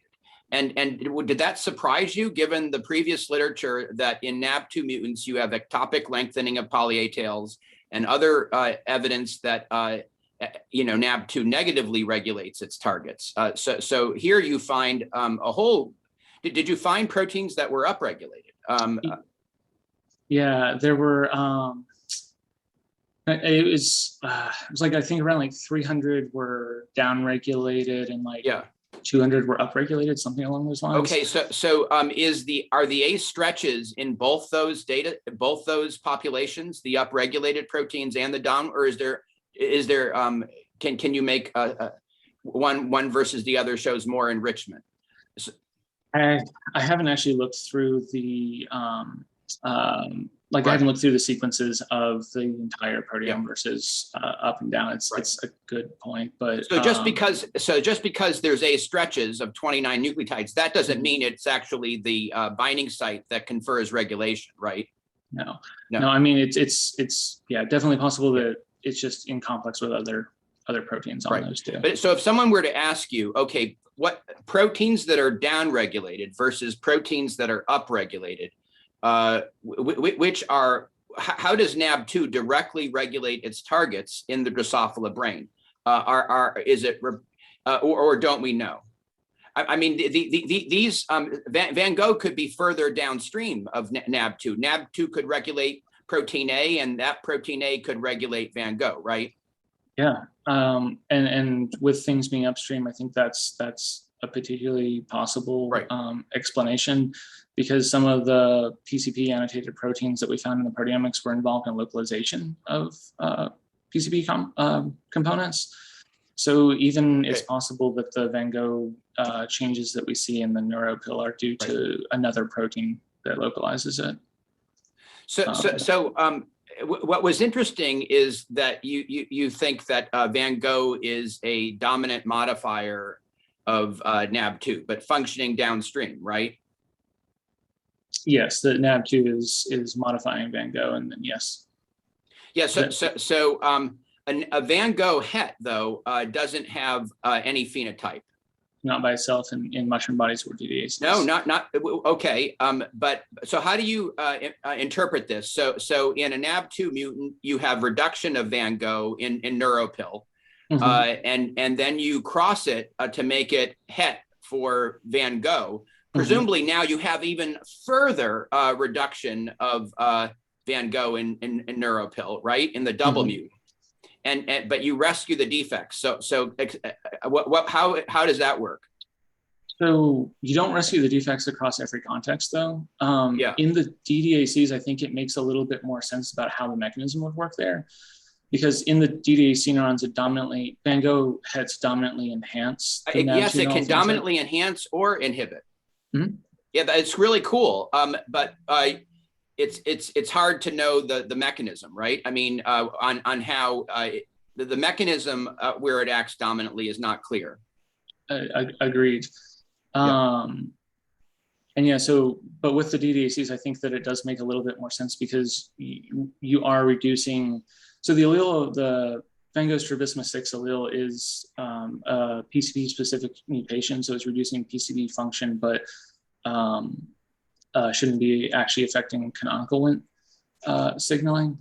So you are then reducing Van Gogh more, and then it enhances or increases the effects. I think the mushroom bodies are a lot harder to interpret, and I think might suggest that it's possible that in the mushroom body axons, Van Gogh may not be the direct target, but it might be something like APPL or another component of the PCP pathway that affects the downstream components. I think that getting more molecular insight of what it's actually directly binding versus what it's not, which I think is what you started with, helps clear a lot of this up. Yeah, it's the regulation clearly affects axons and dendrites, and that's really fascinating. I would just change your word from in to on. I mean, so you say, oh, NAB2 and Van Gogh interact in axons. They interact in dendrites. That's actually not the correct word choice, because a splicing factor in the nucleus can have effects on axons and dendrites, but not necessarily having it locally. And so, you know, throughout your talk, you're building your slides imply that you're concluding that there's a local interaction and function. So just be precise with the word choice. I really think that it's consistent with you know, playing a role in RNA localization, and there's experiments that can be done. But in the discussion, I would have more discussion about how it regulates targets versus non-targets that we don't conclude. So I looked at your JBC paper that's published, and here you don't get into that. But in the paper that you in this new paper, you have an opportunity to clarify these dysregulated proteins may be direct or indirect, you know, downstream, still playing a role in the function, but future work needs to dissect out mechanism. Like, for example, FUTCH is a classic FMRP target where FMRP negatively regulates FUTCH and MAP1B, and UA had published on that. But FUTCH was also down in your NAB2 mutants, right? Yeah. Yeah, that's really interesting. I'm almost done. I mean, it's a beautiful thesis, and I think it has opened up a lot of new, you know, directions. And I suspect, so I didn't see a lot of Western blots, and I suspect that you've done them and they weren't informative, likely because there may be specific compartments where you have these changes, like the quantitative fluorescence revealed. So like a Western blot for Van Gogh wouldn't show much, right? So I didn't actually do Western blots for Van Gogh. We relied on the proteomics to tell us what was going on with the changes in protein abundance. But I agree that if you're seeing differences across the tissue, that you're not going to actually pick that up in the Western. Yeah, I mean, Van Gogh, so the proteomics showed, I think, a 5-fold reduction in Van Gogh protein levels. So if I were a reviewer, I would say, show me a Western blot, but not all reviewers will ask for that. It is a nice, if you have a strong knockdown, but the quantitative fluorescence was very convincing. Did the reviewers ask you for the JBC paper, Edwin, and why wouldn't? Yes, they did. And why wouldn't you do it? Wait, did they ask for what now? The Western blot of Van Gogh Western blots in the JBC paper. Did they ask for them? Yeah, no, they did ask for them, but the antibodies that we have for like endogenous Van Gogh aren't actually very good for. Well, I also, how much material do you get from a brain? Oh, yeah, yeah, definitely. It took 600 brain dissections to get enough material to actually do the proteomics, and it's a lot of brain tissue that would be needed for the Western too. We could try doing, like, I think we even at the time of review had talked about trying to do like whole heads or whole fly, but then you're not really looking at the same tissue. Also, it's the reason why we didn't try to do RNA-seq in the people to pair it with the proteomics, because Chris and I had tried to kind of project out how much we would need to do RNA-seq in the fly brain, or with the fly brain. I think it was like around 6,000 brains that would have to time out. And also, these are not, you keep saying fly brain, and they are the fly, but are they adult flies? Yeah, they're the developmentally timed pupil brains. So just a couple other questions. What happens to Van Gogh RNA in Drosophila in the NAB2 mutant? So we, in the adult head RNA-seq, we didn't see changes in Van Gogh. And no changes in steady state. You know, the lab, so Ken's lab has, RNA immunoprecipitation working really nicely. And so does Anita in mouse. So on all these lab members that have pull downs, did you ever try to see if Van Gogh RNA is in one of those pull downs? So we did check with Chris's, with his RipSeq, and Van Gogh wasn't in that. But again, they were working on the whole head, of the whole adult head, instead of the 24-hour pupil brain. Yeah. Carly in Ken's lab now has been doing RIP, and is actually, I think we've been talking about having Carly potentially be on my paper for the revisions, and try to look and see if we can get Van Gogh. Great. Okay, I'm done. This was fun. So you did super. Thank you. Thanks. Who would like to go next? I can go if you don't mind. No, because I really think I want to echo everything Gary said. Accomplishment, comments on your thesis I super enjoyed, and also the questions Gary asked probably also actually knocked down all my questions I listed here. One comment additionally I wanted to say, boy, didn't you send me back to graduate school thinking about the dissection, how many brains you need to pull out? I remember I had 300 ejaculatory bulbs dissected in order to make one lane of northern. You're really sending me back to grad school. Yep. Anyway, so I really enjoyed everything you presented. Also, I echoed in terms of comments for the thesis. I think I would enjoy a motto in your introduction to the last part of your introduction to thesis about a model figure about what is unknown, actually. You had such a beautiful answer in your presentation about what you accomplished to fill the gaps. It will be very nice to the readers if you tell them what is the gap that you started your thesis, and then you fill it at the end. That will make a beautiful circle of your thesis. That's the comment about that, if that's not too much work to add.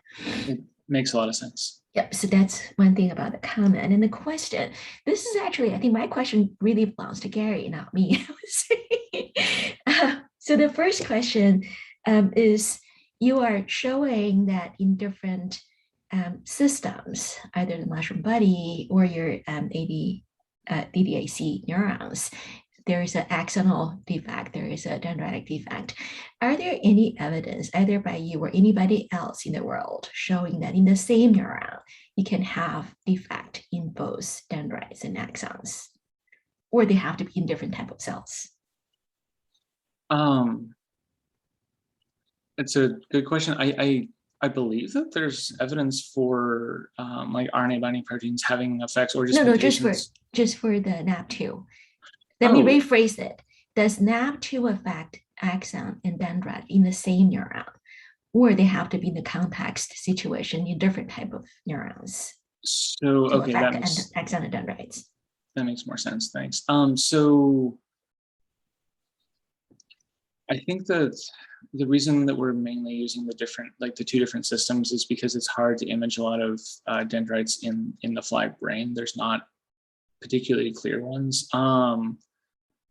And then I believe it was Rick and Jen who worked on culturing. I think Rick cultured mushroom body neurons, but then those weren't fully differentiated. They were looking at neurite extensions instead of axons versus dendrites.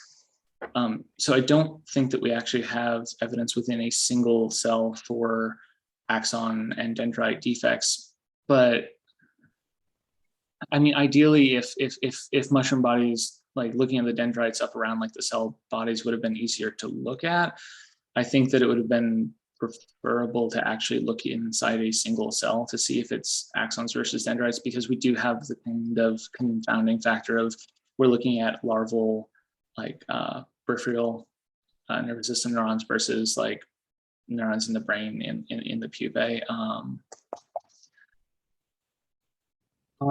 I mean, I think that's fine. So the question really would be for the DDAC neurons. I think you have really clear axon projection.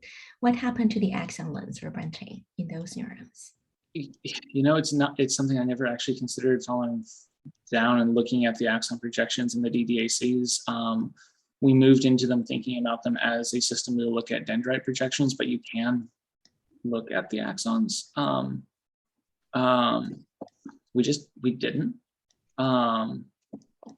Yeah, that would actually help, dissecting out whether it's different cell types or different effects within the same cell. That's a great point. Exactly. I think this is the question in terms of your argument about there is a context difference even within the mushroom body for the alpha lobe versus beta lobe, and then the different effect of these dangle components in different contexts. This could be due to pre versus post-synaptic or environmental, or even, glia contribution nowadays is very hard, even including some of the extracellular vesicle transport between different neurons, different glias. So how do we actually, I would say, converge NAP2's function in the neuronal network? It's probably something you want to discuss if it's not clear at the moment. So that's something in my mind. So I think certainly this is more of a Gary question for neurobiology instead of mine, really. But I mean, that's curiosity. I just wanted to put it out there. So related to this, what is the neuropil here in the brain? Are those dendrites or axons? Or all? It's all. A lot of it is axons. So like when you see the mushroom body lobes are part of that central neuropil, and you could actually see them in the NC82 stain. But there are dendrites that actually, like those mushroom body axons connect up with dendrites of mushroom body alpha neurons, which I think I talked about some in the dissertation, because I think that's actually would be a really interesting cell type for us to look at next. But so yeah, that argues the effect on Van Gogh, it's probably on both axons and dendrite. Is that correct? That's the way I take it. Okay. So if that's the case, then that does say in the same central nervous system in the brain, you could have at least using Van Gogh as an example, the lack of NAP2 can affect Van Gogh distribution in both dendrite and neurons, right? Yeah, we just haven't been able to see if there's actual dendritic morphology defects. Yeah, but you're almost completely black. Yeah, no, definitely. Right. Yeah. So Van Gogh, is absent from there. Right. So that's one example to me that you could, in the same neuron possibly, or same system at least, affect both dendrite and axons instead of just counting out the DDAC neuron for dendrite versus the other, although we don't know the morphology, but at least in terms of your Van Gogh component distribution, you probably are affected in the same system. Okay, so that's one question. The next question is still, it doesn't belong to me in terms of a central neurobiology question. For the PCP complex, especially, I think more work is probably done in the cochlear system for hearing besides the brain, right? So are there any hearing defect in the mouse system? I know the patient is going to be hard to approach to see their phenotype. Actually good. I'm trying to remember because we haven't published hearing defects in the mouse, but I vaguely remember Stephanie talking about this, and I can't actually remember if they're like, I don't think anything was actually measured, but I'm vaguely remembering some anecdotal thing about the mice not jumping as easily at sound. And I'm not sure if that was ever actually documented or if that's just something Stephanie and I talked about one day. But no, so I don't think we've shown hearing defects. She did pretty detailed visual experiments because the vision was important for the behavioral assays, but I don't think she looked in any detail at all at anything to do with hearing. There were some pulse, like some experiments with like pre-pulse conditioning and stuff. So I guess that might have some effect, and that's probably what Edwin is referring to. But I think those are also very loud pulses, so I'm not sure that it certainly wouldn't uncover any sort of subtle effects. So yeah, this all probably happened before Edwin was even around in the lab. Right. I think that may be something worse for the lab, is your gift for them to look at different frequencies to see whether since you're the driver for the PCP pathway interaction, so that may be something it's worth looking into in the future, I guess, in terms of hearing defect. And related with that will be, I know you looked at hair cells in the inner outer layer. What happened about the spiral ganglia neurons? Did anybody take a look at all? What happened to what? Spiral ganglia neurons. Those are the ones that are projecting to the hair cells. We never looked at this. This was Ping Chen's, like her lab did this kind of first pass looking at the cochlea for us, and then we never really were able to follow up with that. And since she's left, I guess it's probably more for Anita for the mouse work. That spiral ganglion in the cochlea is very interesting in terms of comparing to any type of neurons, because both the axons and dendrites are well defined, and both are actually myelinated by Schwann cells. So that's something really interesting to follow up in the future, I guess, from the PCP point of view. I think that, sorry. Oh, I wanted to add to that. Actually, I think it's following up in the mouse and the PCP too. Vango-like 2 is important for commissional neuron crossing in the mouse. Yep. I think that's another potential area that we could look at in the mice to see if there's any kind of defect. But yeah, no, I think looking at the mouse would be really cool. Yep. So there's some specific comments about some figures. I know you're trying to collect some comments for the chapter 3. I wouldn't take time here. Rather, I'll probably I think I marked some. I'll probably write you an email about some figures. Okay, that'd be great. Yep. Thank you. I'll stop here. Yep. All right. Okay. Tamara and I are conferring. I will go next. Okay. If that's okay with you. Well, that's great. Nice work, Ed. One question actually we were asking is, could you maybe fill us in on what's next for you? Yeah. We haven't had I haven't had an update since the last committee meeting, what your plans are. So yeah, the last committee meeting, that's the last time I think I've updated anyone on the committee. So the plan is still what we had talked about then, that I am planning to take time home for about a month. I don't think my parents actually ever turned on their camera today. My dad is apparently doing a fair bit worse than he is let on most of the time, because he was afraid of kind of messing up what I'm doing in grad school. So he's been doing a really great job at hiding it, my mom tells me, from me. So I want to get home and try to actually get a better sense of what's going on with him. But then with that first month home, I'm going to start putting out postdoc applications and trying to figure out with Sarah where she and I are both going to be able to find a place that works. Last time we met, we talked about New York City as a potential area for us, mainly because even though it's further away from Tennessee, it's really easy to get back. I have that list of postdocs, and I think Tamara and a couple of you actually sent recommendations for other labs to look into that I've since added to the short list, and I really appreciated that. So that's kind of where I'm at with the next step. Is we've just gotten this paper submitted. I'm assuming revisions will come back in a while, and I'm hoping that I can kind of not exactly be directly involved, but help pass on some knowledge, because I think right now I'm the only person in the lab that looks at DDAC neurons. So I'm hoping that I can pass that kind of training on to Carly or someone else in the lab before I'm actually out. Also, as far as kind of procedure of how I'm leaving, we are past the date and the extended deadline date for me graduating in the fall. So I'll be officially graduating next semester. So we talked about trying to plan on health insurance and all of that, and that's extended, which I'm really glad that everyone helped with that. Right.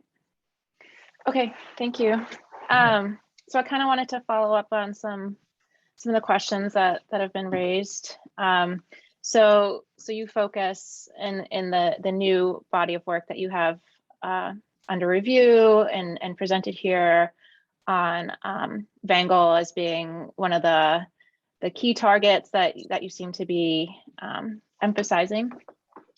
And so, you know, Gary was asking about direct or indirect, and it seems like there are two likely models, equally likely models, one of translational control and one potentially of RNA localization. Perhaps they're coupled. And so I guess my question to you is, if you were going to train up or pass on to a new rotation student, you know, what are like the first one or two experiments that you would want to suggest as next steps to either test a model or at least eliminate one? So there's one experiment that I really had wanted to do, but just time ended up limiting it. But I think the next student to pick this up can actually, I built the stocks to do this experiment and just never had to look at them. I think that for me, one of the models of potential PCP function in neurodevelopment I was talking about, and at the very end of the dissertation document, there's a model from another paper where they found derailed receptors were used to help guide a projecting neuron through the neuronal substrate.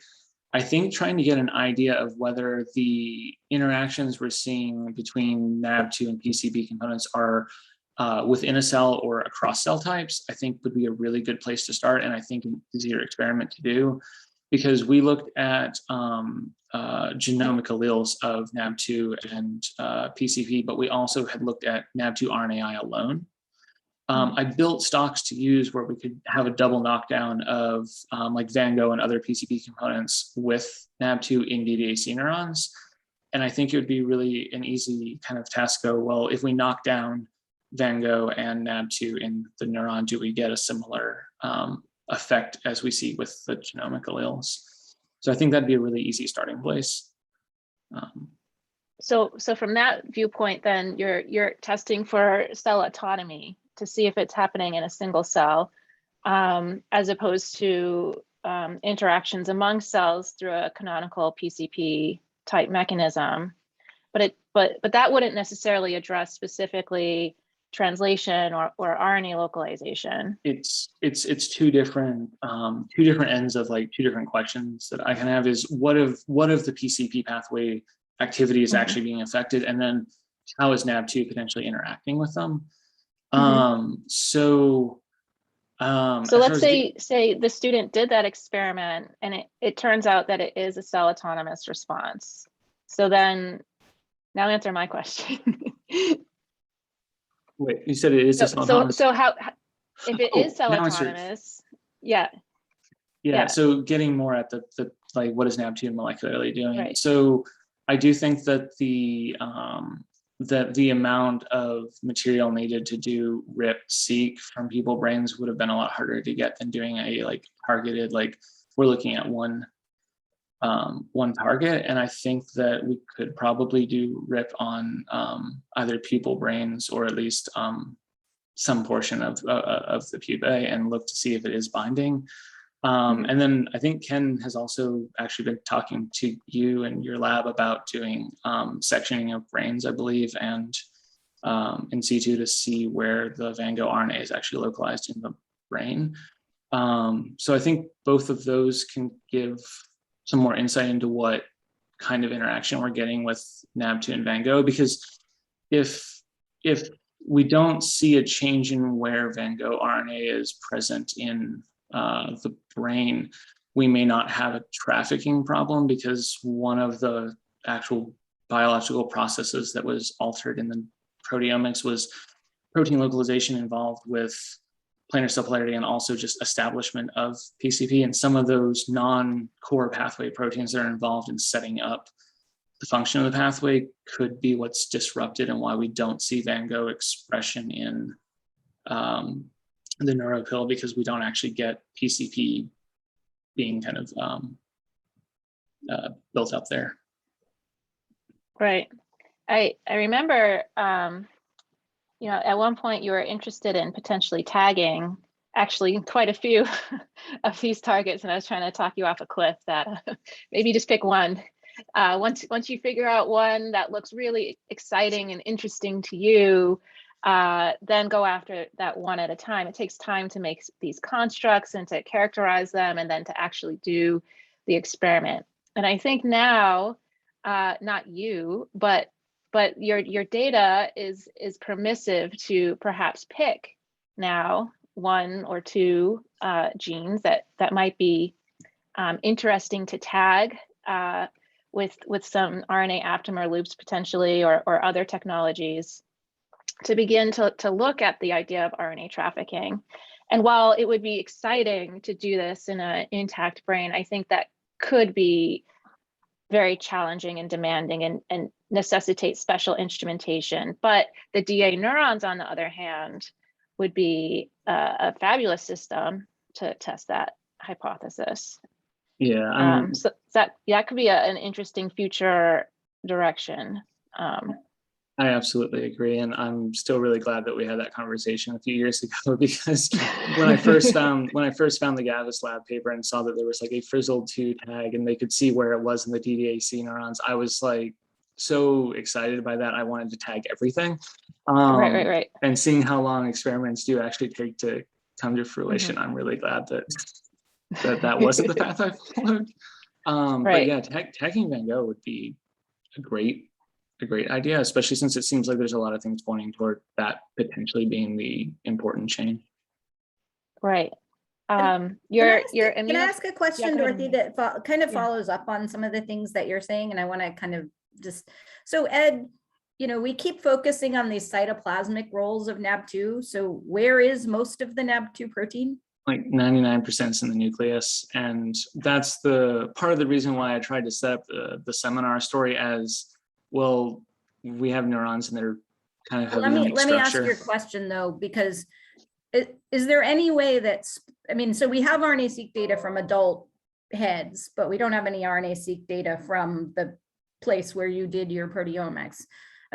Is there any way that splicing could affect the localization of an RNA? Yeah, no, definitely. If we have aberrant splicing, we could disrupt processing of the RNA and localization of that. So what and about even I actually very specific to localization? How does RNA get localized? It's bound by the RNA binding proteins, and if we disrupt right. So sequences even that are without the targets, completely messing up splicing, if you just lose a exon or have a retention of an intron or something that has a zip code in it, right?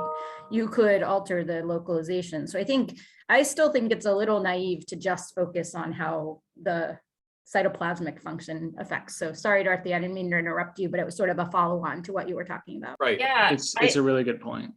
I have a question about alternative splicing as well.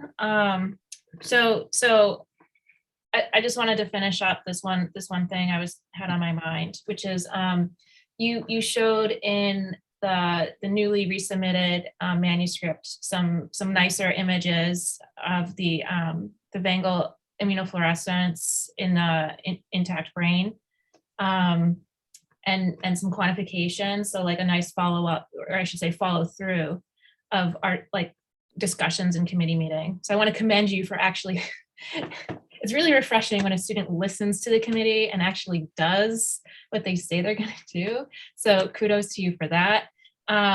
But okay, so Gary mentioned this as, it's immunofluorescence, not a Western blot, but sorry.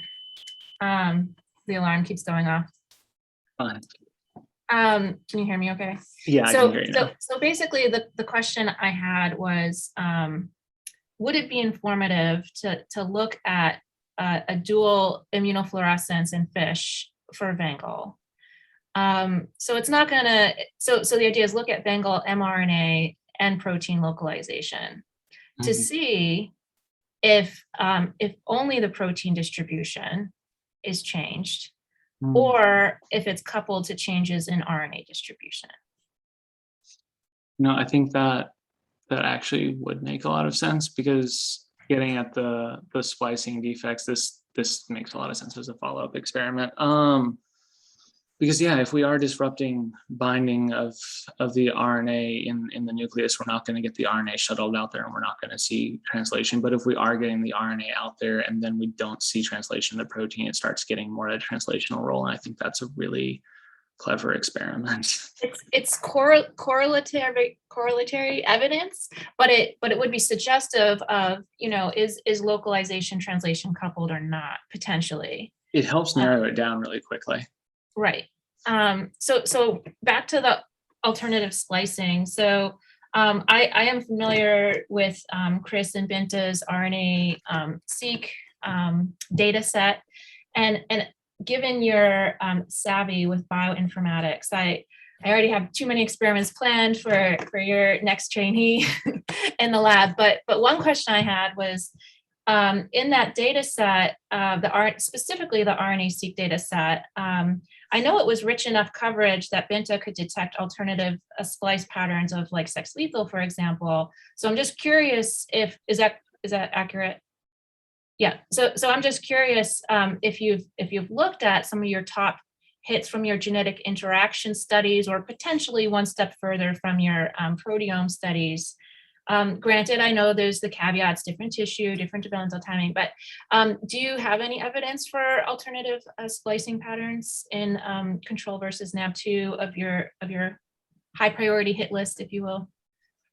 So this is something that Ken was just mentioning to me like in the last month, because I think he had gone back and started looking at I think it was the RNA-seq more, and I'm trying to remember, Ken, was it Van Gogh that you actually saw splicing defect? Or what there was something around Van Gogh that I remember us talking about. I can't remember if it was methylation. Sorry, no, it was this was Eric Lai's data set of mapping sites of M6A deposition on transcripts. And Eric recently did a data set from adult brains, and it looks quite different than the data sets from S2 cells and ovaries, or whatever the other tissue was. And interestingly enough, in the brains, it enriched in the fibrin UTRs, and I believe there are a couple of sites of methylation of the BANG pre-mRNA. It doesn't prove anything. Again, it's a correlative argument, but it could be that NAB2 might be regulating BANG via something to do with M6A, which doesn't restrict the mechanisms, because M6A regulates splicing, translation, trafficking, all of that also. But I think that was what you're talking about, Ed. That is. So then coming back to the data sets in our lab, though, when Chris and Binta were in the lab, we had like a short list of things that we were looking at for overlap of.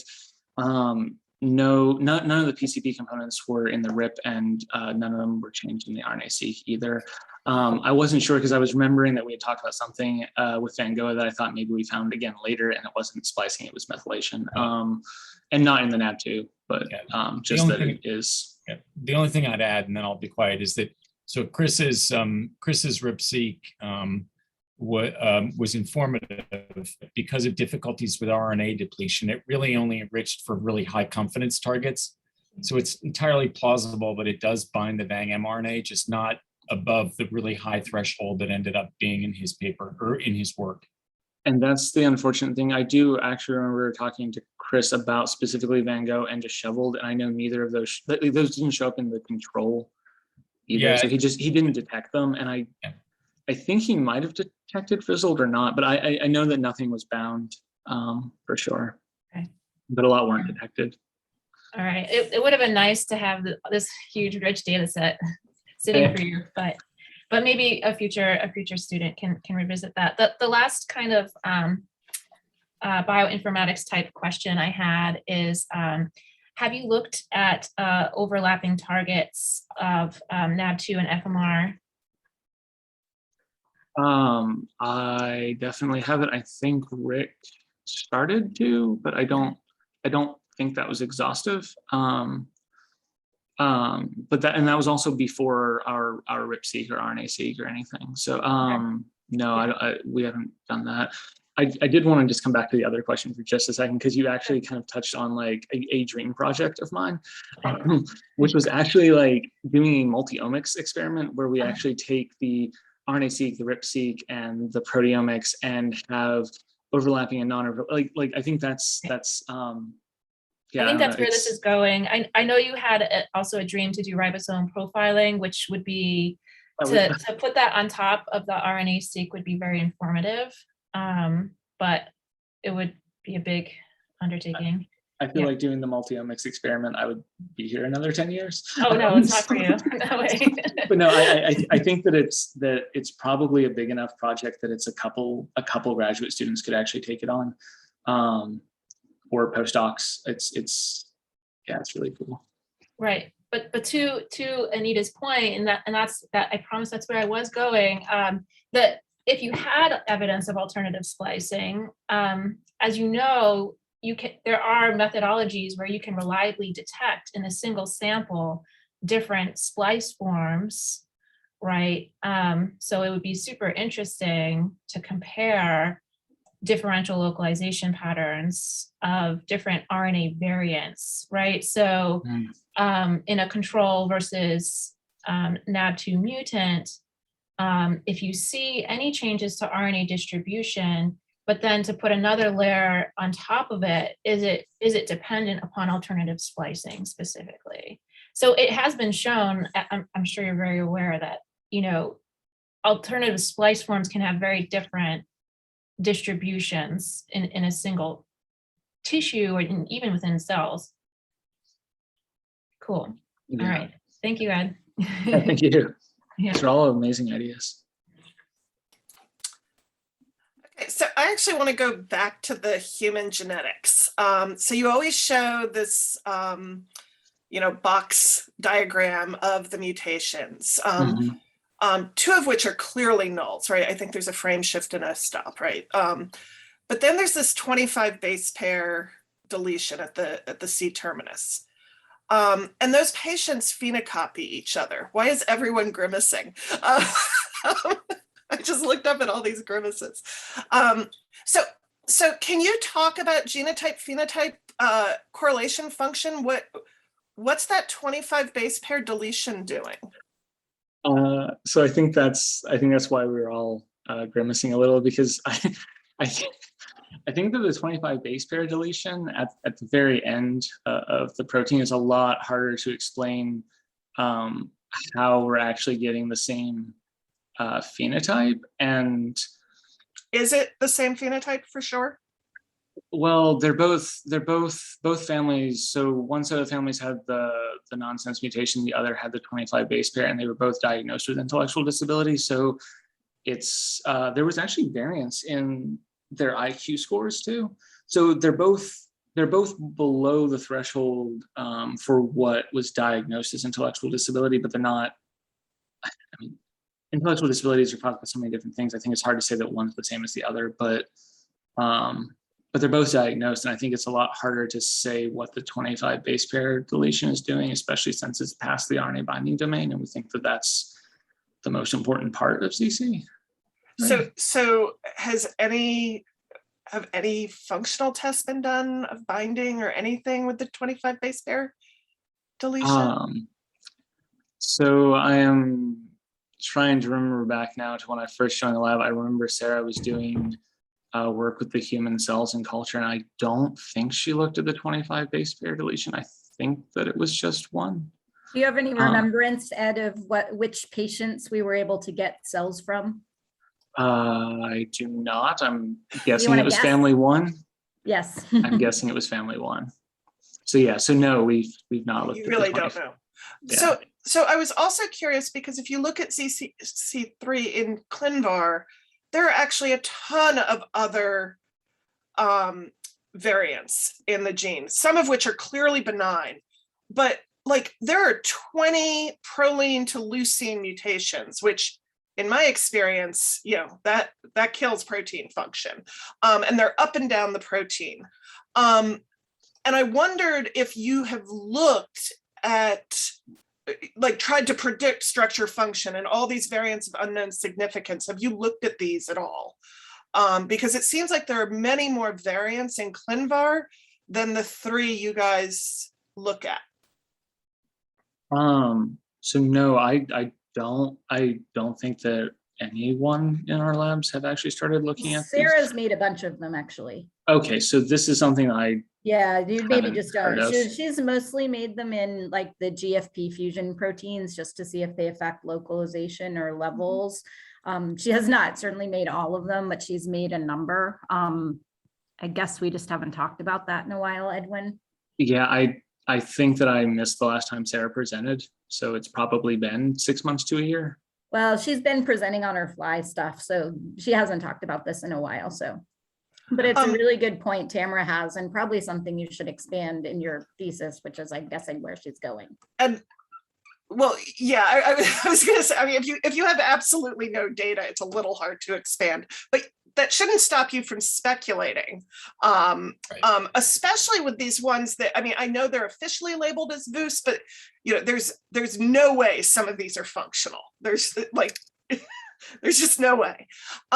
Similarly, and this is much broader and probably not for you, Edwin, but it looks like the clinical findings for some of these patients is murky, is maybe the diplomatic way to say, but it would be really interesting for someone to recontact some of the physicians to try to align these phenotypes with known phenotypes in ZC3, because to me, it looks like there are a bunch more patients out there, and you might be able to get a little bit at genotype phenotype correlations, or a little closer.